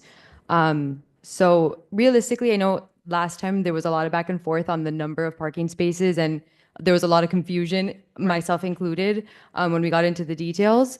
But just to be very clear, there are 100 townhome units. Each of those has 2 spaces and there are 2 extra. That's all behind the gate. In the front of the project, there's 1 restaurant and 14 apartments. And in the very front, outside of the gate, there are 65 parking spaces. So 65 parking spaces for 14 apartments and 1 restaurant, technically under the code is deficient, but in reality, when we ran the shared parking study, it's more than fine. And I think if you just stop and actually consider what that actually means, 65, the reason that there is a deficiency is because of the guest spaces, but all the guest spaces are together and they're all in the front. So, and not, just to get back to your point about making sure that you're not getting complaints, we did go back and talk to the applicant to make sure. I know there was a question about, will there be security? There is security. They're going to have on-site security patrolling. They're going to have time-sensitive parking for the restaurant. They have a partnership with a tow truck company. They're very passionate about making sure that the parking is not an issue, because if it becomes an issue, it's an issue for the people that are living on the project also. So just, to clarify, because I know there was a lot of numbers being thrown around, that's the real breakdown between the parking. And so there really isn't there's no parking issue anticipated. It's almost just a technicality that we have to request the variance, but 65 parking spaces in the front for 14 units and one restaurant, when those uses don't even overlap the peak uses, it really should not pose an issue. Okay.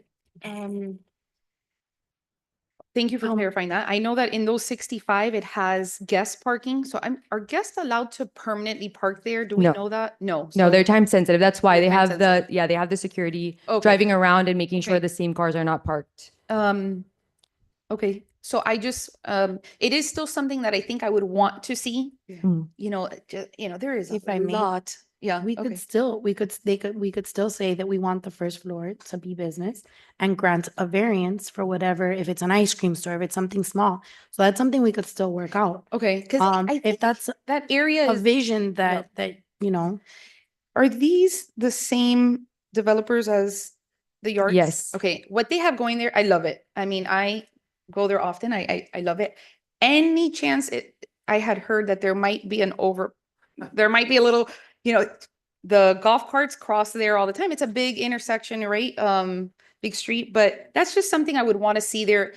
The yards has it going, but can we add, to the other side? I would really like to see that on the bottom floor. If we can remove those 2 units and add a business, small business or something there. That's just a recommendation. You can note where that I do. Yeah, I mean, I think the challenge, Hugo R is a 701 Brickell Avenue. I mean, I think part of the challenge you would have is that that would actually enhance your variance. And so that hasn't been advertised. So because commercial parking requires more parking. So the 2 units actually take up less parking than what you would do. So I think. Right. And I think the legal point that council is making, and I appreciate you for crystallizing it, is that, so for example, if you have a variance that is reduction of 10 feet side yard or reduction of 10 feet in the back, you can go under that and you can do less than the 10 feet, or a variance to reduce parking by 50. But the rule is pretty much you're not supposed to go over it. You can go under because you advertise for more. But when you are going above what was advertised, it creates a possibility that you're diverging from, am I being clear in making the point? You can go under, you're not supposed to go over. Or if you do go over, of course, that takes an objector as well. But if you do go over, somebody can challenge and say you did more than what was allowed, and you should start again. Am I clear now? Okay. Yeah, I mean, I think we'd be happy to kind of, I think they gave a lot of thought to how to make this work. This is already a modification, as you pointed out. The townhomes are being built already. So this is already a modification that's market driven. Vanilla Espresso wanted to come in. It made sense to have them be there, not have more commercial taxing them, because we understand, although I haven't been, but I hear it's really good and people are going to want to go there. So it's that balancing act of saying we wanted to keep a couple of the residential units because it actually kind of helps with the parking. I know it's counterintuitive, but commercial requires more parking. So we'll keep a couple more units. As my colleague said, there's still 65 total spaces. So even if you assume those units each have 2 people, that's 28, right? 14 units. Yeah, 28. So that would leave 37 for the restaurant. That's a healthy number of parking spaces for a restaurant. If we start eating into that, even Vanilla Espresso might have concerns. And so, bless you. So as you noted, this is being done by folks that have really transformed that whole area. And they have these protocols, as Ms. Adams mentioned, of the security guards, the decals, and all of these conditions to manage it. I think we, would love an opportunity to build this as we're proposing it. And certainly, I know, you'll have an opportunity to keep talking with them and meeting them to try and get them to bring in more commercial, which I know they're looking to do. And we'll work with that on additional projects. But I think for this project, a lot of care was taken into this is already our second bite at the apple, trying to get it just right. And this was the mix that worked. Changing from that mix today, not just from a legal standpoint, but even from a business standpoint, might be challenging for us. So we would, respectfully ask if, in light of that, allow this project to move forward, allow Vanilla Espresso to come in, and then, we'll continue the dialogue. There'll be other projects. We hope there will be continue to be other projects, and hopefully more and more of the commercial projects. So, If I may, through the chair, You're recognized. Deborah, can you come up really quick? Let me ask you something.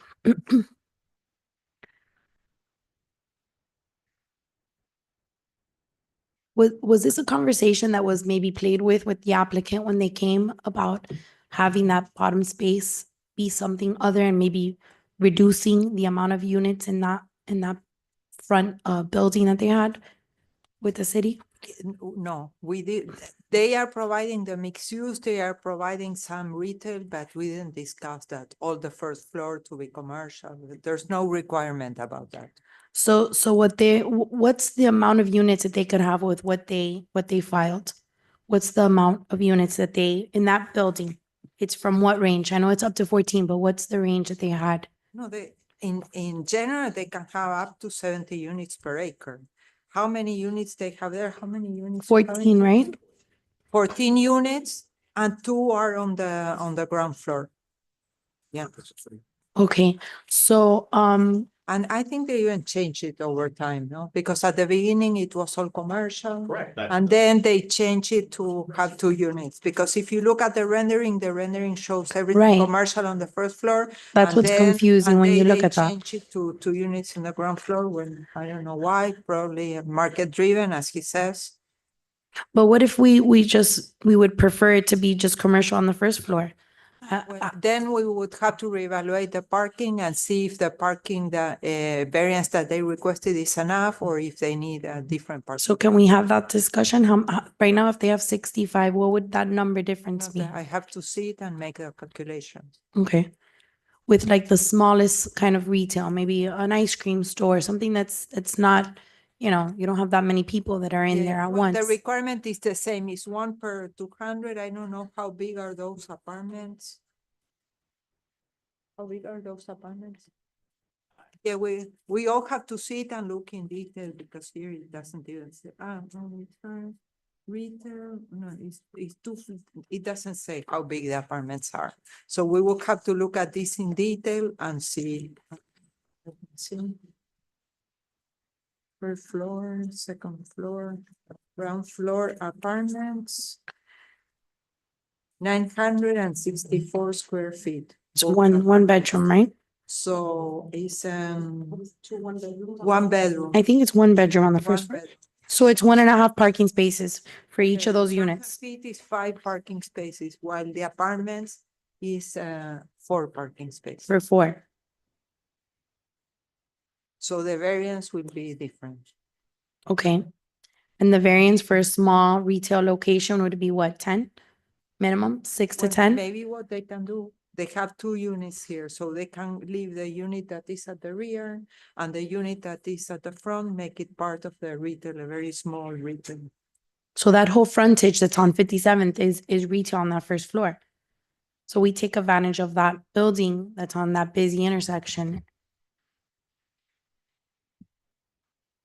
I don't know yet. which we are by predominantly having it be commercial. Again, I mean, this was mostly market driven, again, with Vanilla Espresso specifically as a lessee, excuse me, to come in. Honestly, Councilwoman, I'd have to go back and I'm not sure they could do it. And I mean, it would really be a shame. I think these, they work really hard to bring in the restaurant that I think the community wanted. It works without having the entirety. So because they needed, there's what the code requires, and then there's what the restaurant anticipates they'll need market wise, right? Like Publix, when Publix goes in somewhere, they don't care what the city, they like, if you're going to build a Publix, you've got to give them more parking because they know a lot of people go to Publix, right? And so they know what their needs are. Vanilla Espresso was very clear to us. Hey, we know we're very popular up in Miami Lakes. We know that a lot of our folks come from Hialeah. They're gonna come here, and so this was the sweet spot. Right. So again, I mean, I wasn't here for first reading. I understand there were a lot of questions, and ultimately it was approved at first reading. I think to deviate from the development program now, I wouldn't have the authority to do that. But I think that this is like 95% of what everybody wants. And so hopefully, again, I mean, I can relay the message to the property owners, and they're the owners, they're not like speculative buyers. I mean, they're already building out the whole back side of it, and certainly as they move forward with other developments. But remember, the yards across the street, 100% commercial, the black box, 100% commercial. So, when they can max out the commercial, they do. When they feel that from a market standpoint, it makes more sense so that the parking works, and what the restaurant that's coming in, which is a kind of a brand name that people want, they try and kind of fit that sweet spot. And that's what we've done here. So, hopefully we can move forward with this project, and I can certainly relay that information. And, as we move forward with other projects, maybe try and take into account. I think what I'm hearing you say is like maybe some of the smaller retail bays for the ice cream shop. It's a great point. It's a busy street, It is. and that street gets a lot of foot traffic through there, and it would be nice just to capitalize on that first floor. And I understand what you're saying. I agree 100%. They will have some parking issues probably with vanilla, because it's very popular. I agree with that statement 100%, but I just would like to capitalize on making it, just flow better on that first floor facing that street. I think that's something we want to really inject these kind of businesses to the city. Deborah, what do you suggest we do? Well, I think it's a good idea. I think that the property owners should know this is second reading. This is second. Maybe what they can do is, if you approve it now, they at least can start, and meanwhile they analyze, and then if they decide to go with the retail, they just come and ask for the parking variance. We could do that. And certainly sorry, speaking of the mic, we could certainly facilitate, any kind of conversations. I mean, I will take it back to them and tell them that there was a sentiment for the entirety of the ground floor, particularly fronting West 4th. And again, let them educate me as to what the market realities are of doing something like that. And maybe we'll both, be able to like kind of figure out. Another thing that could happen is that in January, we're going to adopt the new MBD, and the new MBD has less parking requirements. So if we reanalyze everything with the new MBD, maybe they don't need a parking variance. Right. So it would be approved. It could be approved this way, and we could change it in the future. If it's a lower parking count, we wouldn't have to ask for an additional variance if there was. And I get you by right. I will relay your message that you'd like to see the entire frontage commercial. I'll be with them tomorrow. Okay. And I will let them know. The back of that building has also 2 units. No, the back has one, The back and has then one, then the front has there's one, one and in the then so front. it's like an L. And No, the it's expressos are- like the end cap of the building Yeah, is, the end cap is Oh, 2 units, so and then- maybe they can leave the one at the rear and the one at the front, they I can mean, they could convert. play with it, but just, I mean, through the council president, if I may, just the legal issues are very simple. You're not supposed to exceed the variance that's been advertised. And I think it's commendable if the parking in the NBD regulations is amended or going to be reduced. And it could, if the applicant is willing, be reconfigured then, but you can't apply that until the council in its wisdom enacts that new law, Right. which is not on the books right now. Yeah, but until they prepare the plans and they present the plans. Yes, they could, but By right. February, that will be approved. Yes, you could do that, but they can't apply that right now because. No, of course, yeah, of course. Hugo, I just want you to know that some of the project, no, a lot of the projects that you bring to us are great projects, and a few of the projects. yeah. The what? Debatable. I think what you're about to say, and my answer is going to be even before you say it, is they don't pick me for the easy ones. I know. I mean, I'd love to have it. I'd love to walk up here with the big bucks. Yeah, I don't know about that. But you bring a lot of good things, and you know what? I feel like Hialeah needs a lot of this, right? Modernizing us, rejuvenating us, right? But some of the feedback that we get is buildings are going up everywhere, apartments everywhere. Where's the restaurants, right? Yeah. So we asked some of your friends and stuff. It's where do you go eat? I go to Miami Lakes. I go to Miami Springs. We need to, Totally. it's like, how do we keep everybody back in here, right? I'm okay with building, totally. but how do we make it mixed, right? Where we have restaurants, we have nightlife.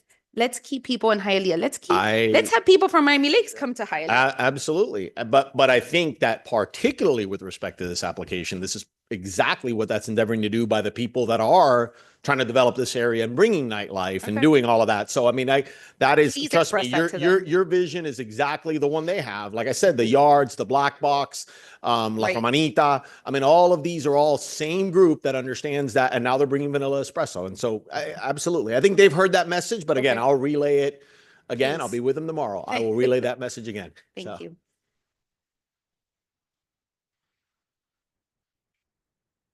Anyone else? Pleasure of the board. Motion. Motion by Tundidor, second. Well, I have a second by Zogby and Junco. Ms. Perez? Mr. Rodriguez? Mr. Tundidor? Yes. Mr. Zogby? Yes. Ms. De La Vega? Yes. Ms. Garcia Robes? Yes. Mr. Junco? Motion carries. The item is approved. Thank you. Thank you. Merry Christmas. Happy New Year. Thank you so much. God bless you. Oh, thank you.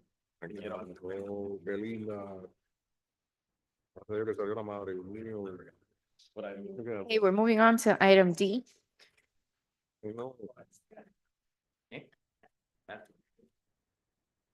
¿Todavía te queda? Dios mío. You know you're in trouble when your associate says to you, we still have another item. It's the companion to the land use you already heard, so I'm going to let her handle it. Dios C. mío. Item C.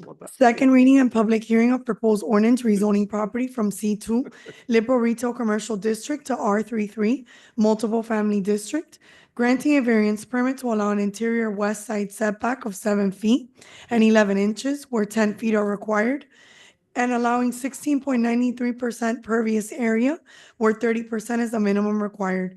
In contrast to Hialeah Code of Ordinances, Section 98-1606, subsection F3, and Section E of the Hialeah Landscape Manual, dated December 13, 2022, entitled Tree and Lawn Requirements by Zoning Classification. Property located at 55 West 29th Street, Hialeah, Zone C2, Liberal Retail Commercial District, and legally described herein. Repealing all ordinances or parts of ordinances in conflict herewith, providing penalties for violation hereof, providing for a severability clause, and providing for an effective date. Okay, this item is on second reading. It's open for public discussion. Do we have anyone online? No, ma'am. What's the pleasure of the board? Motion. Motion. Okay, I have a motion by Junco and a second by De La Vega. Mr. Rodriguez? Mr. Tundidor? Mr. Zogby has left the meeting. Ms. De La Vega? Yes. Ms. Garcia Robes? Yes. Mr. Junco? Ms. Perez? She stepped away. She's away. Motion carries. The item is approved. Thank you. Now, Merry Christmas and happy. Thank you. Thank you, brother. Okay, now item D. Second reading and public hearing of proposed ordinance granting a conditional use permit pursuant to Hialeah Code of Ordinances, Section 98-181, to allow a K through first grade school with an enrollment of 20 students within a facility that also includes a daycare with an enrollment of 33 students. Property located at 543 East 9th Street, Hialeah, zoned C2, Liberal Retail Commercial District. Repealing all ordinances or parts of ordinances in conflict herewith, providing penalties for violation hereof, providing for a severability clause, and providing for an effective date.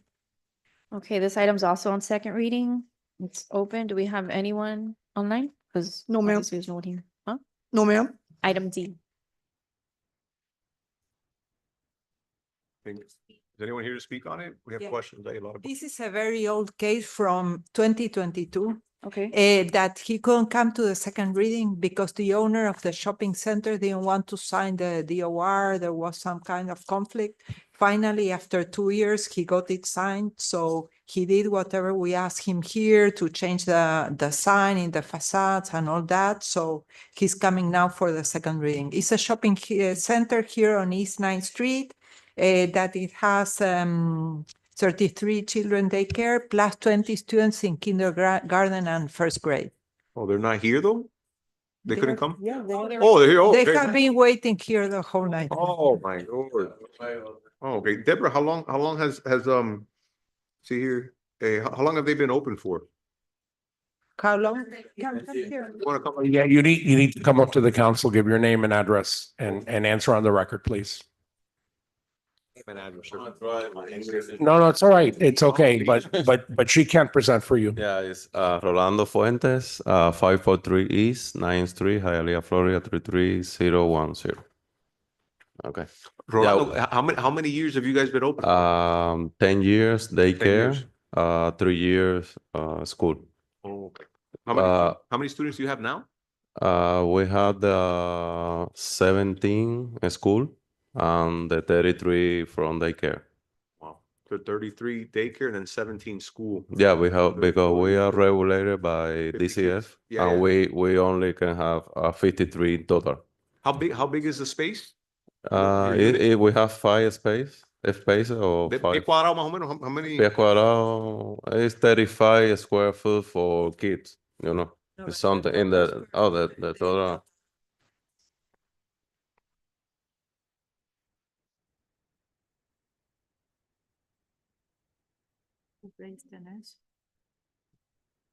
Este y este.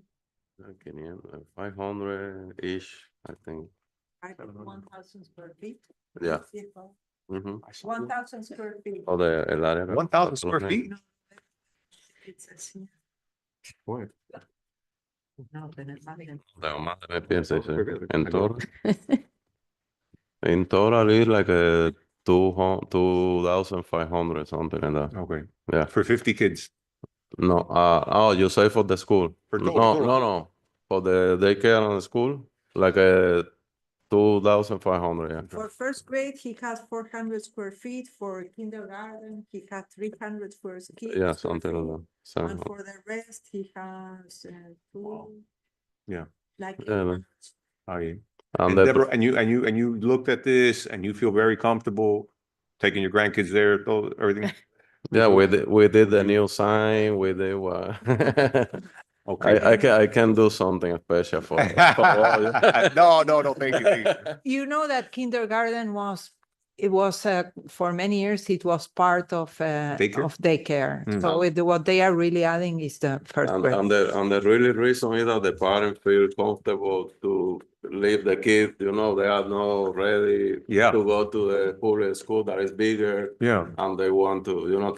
Rolando, most of them, they want to- you only do education or do you do other work? No, education. Education nomás? Yeah. Okay. Yeah, Y Gladys también? Gladys Perez? Who's Gladys Perez? Gladys Perez is the owner of the building. Of the shop? That's the headache. Candela. Okay. All right, sounds good. Thank you. But we don't have problem with the parking lot too, because we were You got talking parking there? before that, because we only use for drop off and pick up. We don't have like a other school that, you know, Yeah. that a lot of people coming, they came different hours and we don't have that. Okay. You That have a lot of concept. homeless walking around there or no? Homeless, vagamundo. 1 or 2, you know, Por ahí, yeah. once a year, Okay. you know. Okay. Okay, thank you. Chair, You're recognized. I have a question because it seems like every meeting we have lots of schools that come through, you know. So you want to add first grade, right? No, No, he already. kinder and first grade. He already, the problem is the following. During many years, these daycares expanded into schools. Okay. So the fire department would let it go, but then the fire department regulations changed. So now they cannot overlook that. Okay. And the property owners didn't know that to have a school, they needed to come for a conditional use permit, and they didn't notice in their licenses that were automatically renewed that it said daycare and they had schools. Okay. So we realized that there were many daycare schools in this situation. We did a public meeting here. They all came here and we gave them a certain time to come and to correct the issue. So in the future, you won't see anymore because now it's prohibited to have a school in a shopping center. Right. So the ones that Okay. are coming are the ones that have been operating for many years Okay. and now are correcting the situation. And we are looking very closely to the area that they have. And this conditional use permit is capping the number of students. So they cannot have more than 120 students in the elementary school and 33 in the daycare. So they cannot expand more than what they have. Okay, and thank you for making that clear on what we are voting for. I have a question, just a general question, because daycare, I understand daycare, but when you get to education, right, kindergarten, first grade, your staff, I mean, these teachers have to be certified, right? Okay, so it's not like you can just make the pre-K, the daycare teacher. And that's part of the requirement of the licensing here in the city, because we came before to present the papers and they asked for a certified teacher. Okay. That's part of the requirement. I just want to make sure, right? Yeah, Like yeah. when we have No, no. schools and kids can come to school here in Hialeah, that they are getting proper education and And the okay, so Department that's of why. Education have, you have to show them you have the Perfect. teacher with all the certification. Thank you.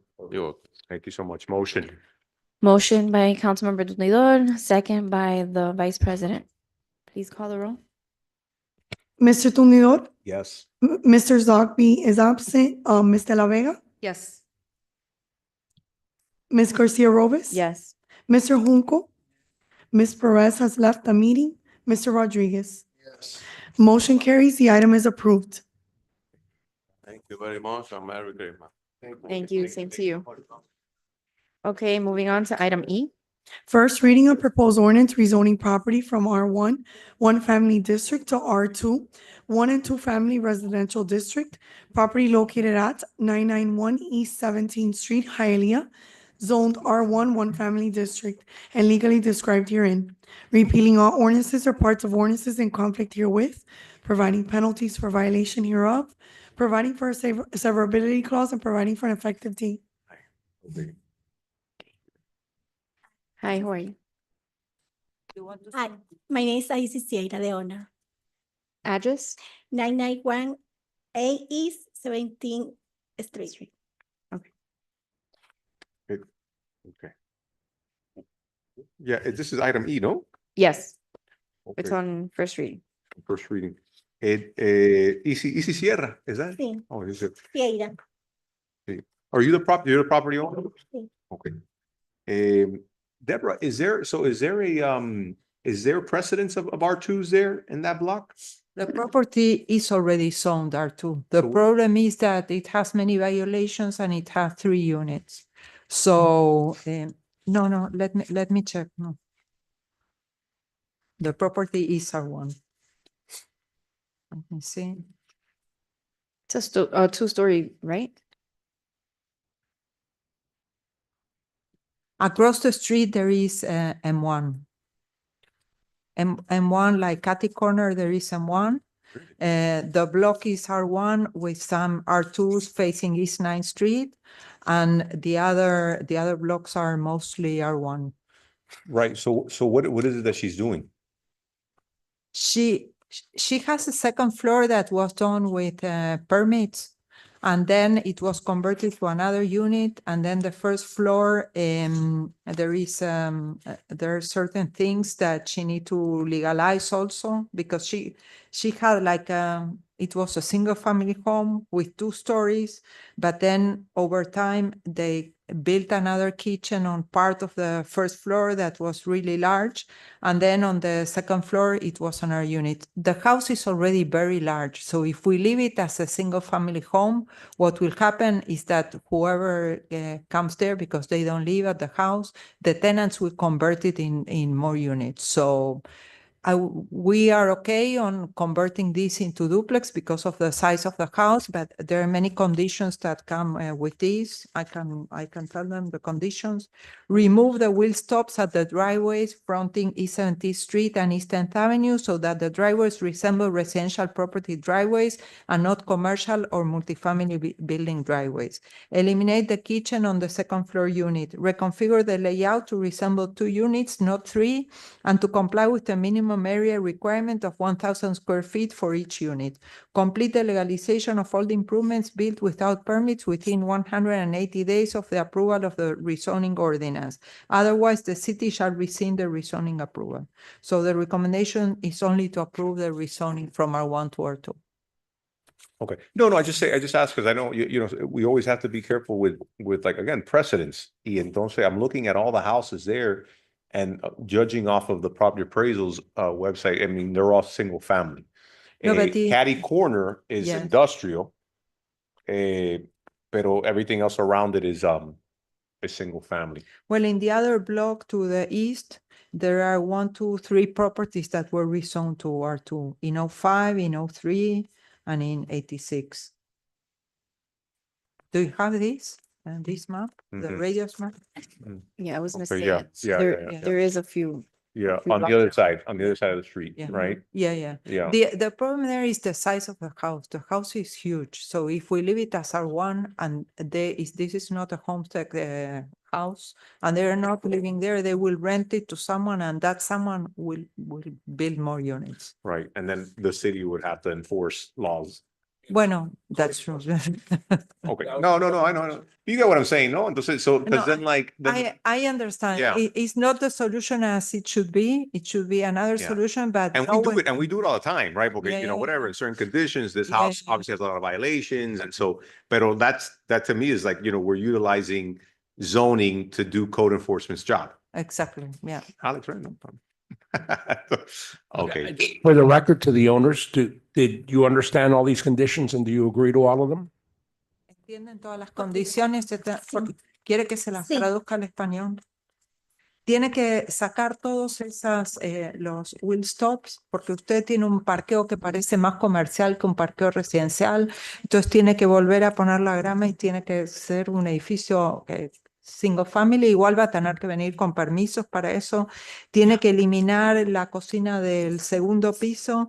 Tiene que reconfigurar la distribución para que realmente sean 2 unidades y no 3. Y tiene que completar la legalización de todo lo que tiene que hacer con permisos dentro de los 180 días. De otra manera, si no lo hace, la ciudad esto que le va a dar ahora lo va a rescindir. ¿Está de acuerdo con todas esas condiciones? Porque si no, la ciudad caduca esta aprobación. Sí, estoy de acuerdo. ¿Y si cuándo compraron la casa ustedes? Okay. And so it's been like this for 2 years? ¿Ha estado así ya por los 2 años? Sí. Okay, gracias. And you have a code enforcement case. ¿Cómo? ¿Tienen un caso code enforcement abierto? ¿Un caso? De code enforcement, de código, una ¿Te dieron una violación de violación? código. No, a mí no. ¿No tienes un caso de violación del código? No. Did they buy the house like this? A mí no. No me han dado ninguna violación. ¿Ustedes compraron la casa así? Sí. Está vacía. ¿Con 3 unidades? No, perdón. Cuando yo compré la casa, las personas que vivían ahí, que yo le compré la casa, sí tenían divididas, pero yo la quité. Yo solamente la tengo rentada a una familia, que son la misma familia de arriba y la misma familia de abajo. Son familias, todo. Yeah. Yo la tengo rentada, pero es la misma familia. Pero it's the same family, but they have 3 kitchens. Exacto. Oh, okay. So they have to remove one kitchen and leave it. They have to remove one kitchen and then leave the other one as a, but this will come through plans review to zoning to building, and we will make sure that they comply. So ella no we're tenía in. Yes. No tenía. Bueno, okay. No, she does not have a code enforcement case. She has a violation, but she has not been issued a violation notice. Okay, I just, and just to make sure that Councilwoman, that De La Vega knows, this is a property, Councilwoman, that is technically, it's single family home by law, right? And so you have surrounding properties immediately adjacent to them that are also single family. When you go across the street, couple houses down, then you'll find the multifamily, and then a catty corner to this property, you'll find industrials by Stevens Deli, right? More or less. Yeah. And so what happens is that Deborah agrees with me that, you know, for many times people will come with a house, right? They don't even live here, right? I mean, these folks don't live. Ustedes viven en Hialeah? Sí. We in Hialeah. Well, so they don't live in this property, right? They rent this one out. And so what happens is that they'll get a property like this with a bunch of violations because they have the illegal, you know, efficiencies or whatever the case is. And they'll come here to get a zoning change, right? And bypass the code enforcement process. Because if code enforcement really did their job, then we wouldn't be having this issue, right? They wouldn't come to us and use the excuse that there's illegal violations on it they would just address the issue and fix it, right? But this is a lot easier to do, right? So I've always had heartburn with this route that we want to use zoning to do code enforcement's job. And then today we allow this, right? Today we allow the zoning change in this property, and then tomorrow fulanito across the street is going to say, well, wait a minute, if they did it legally too, I can do it too. They don't care about the characteristics of this area. So those are just some of the things I want to bring you up to speed on. Cliff notes. Yeah. Okay. No, it's fine.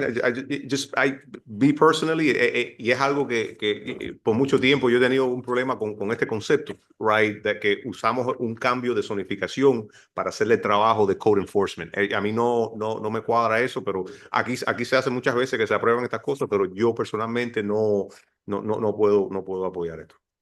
Right? So Deborah, what happens if it doesn't pass?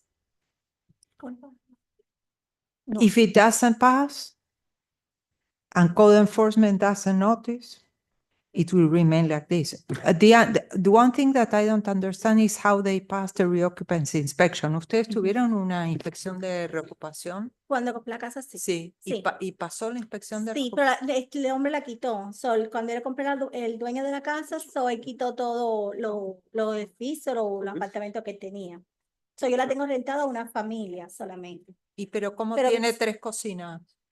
Porque son familias, pero están juntos, pero no revueltos. No, tremendo show. Pero el reoccupancy pasó con las 3 cocinas. No.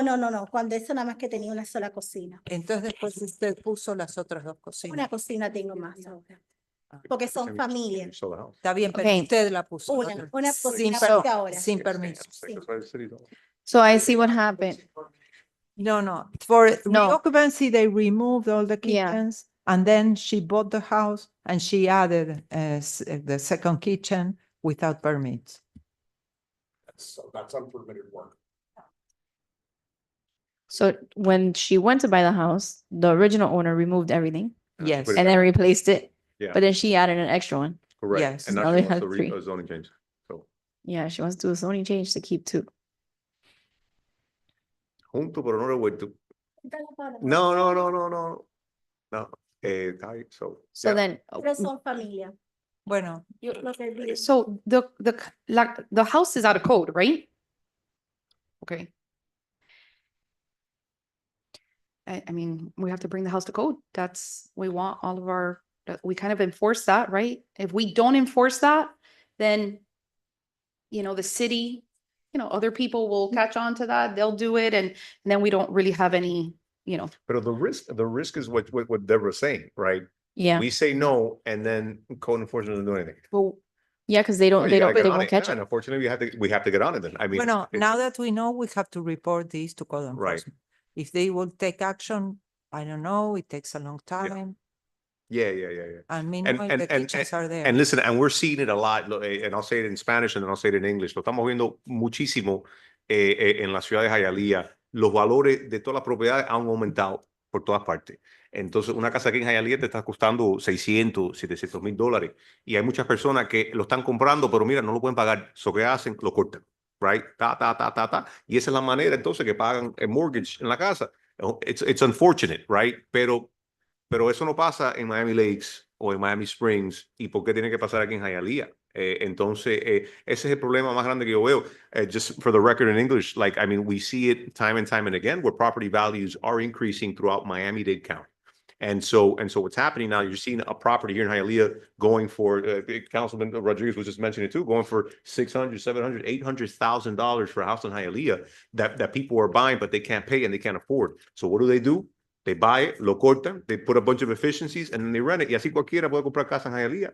Así cualquiera puede comprar casa en lo que sea, pero they don't do it in places that they enforce the code, right? Pero, they do it here.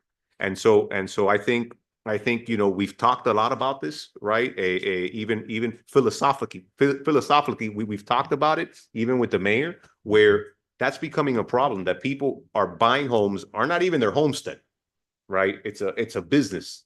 And then they're chopping it up, and that's what they're doing. So I appreciate them coming before us to try to get the zoning change, but I don't think we should allow folks to bypass. And if we have a certain look that we want for a community, then I think we got to stick by it. I mean, How is it that they get around to doing this?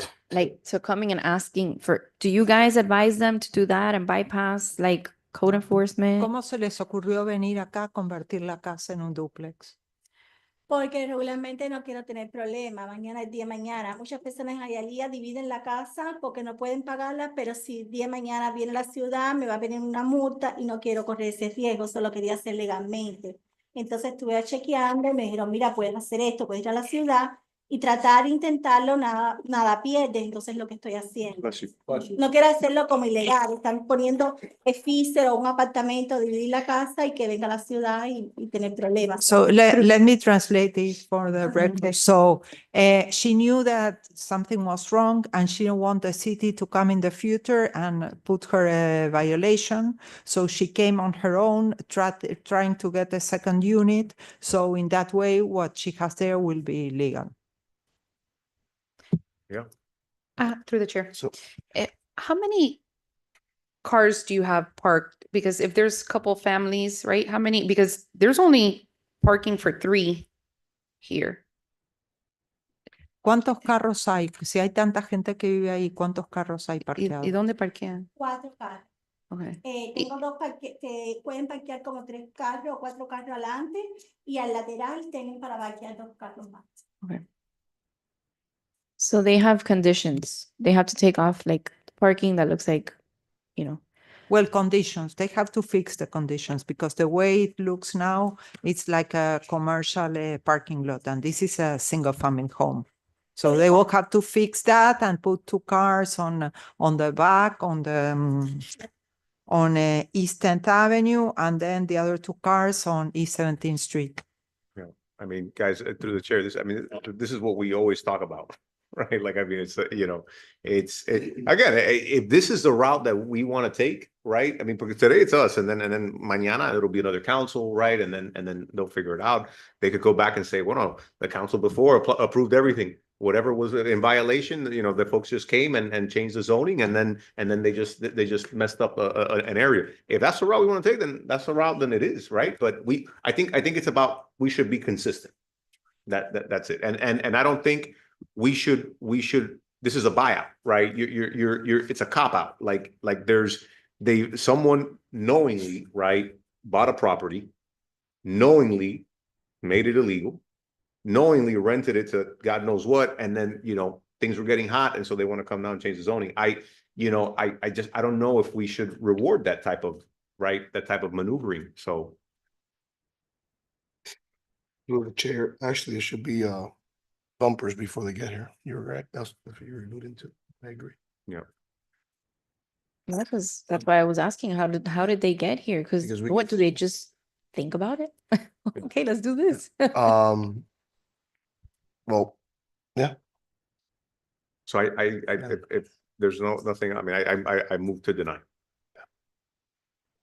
Okay, there's a motion to deny by Councilmember Tundidor, a second by Rodriguez. Ms. De La Vega, No. Ms. Garcia Robes,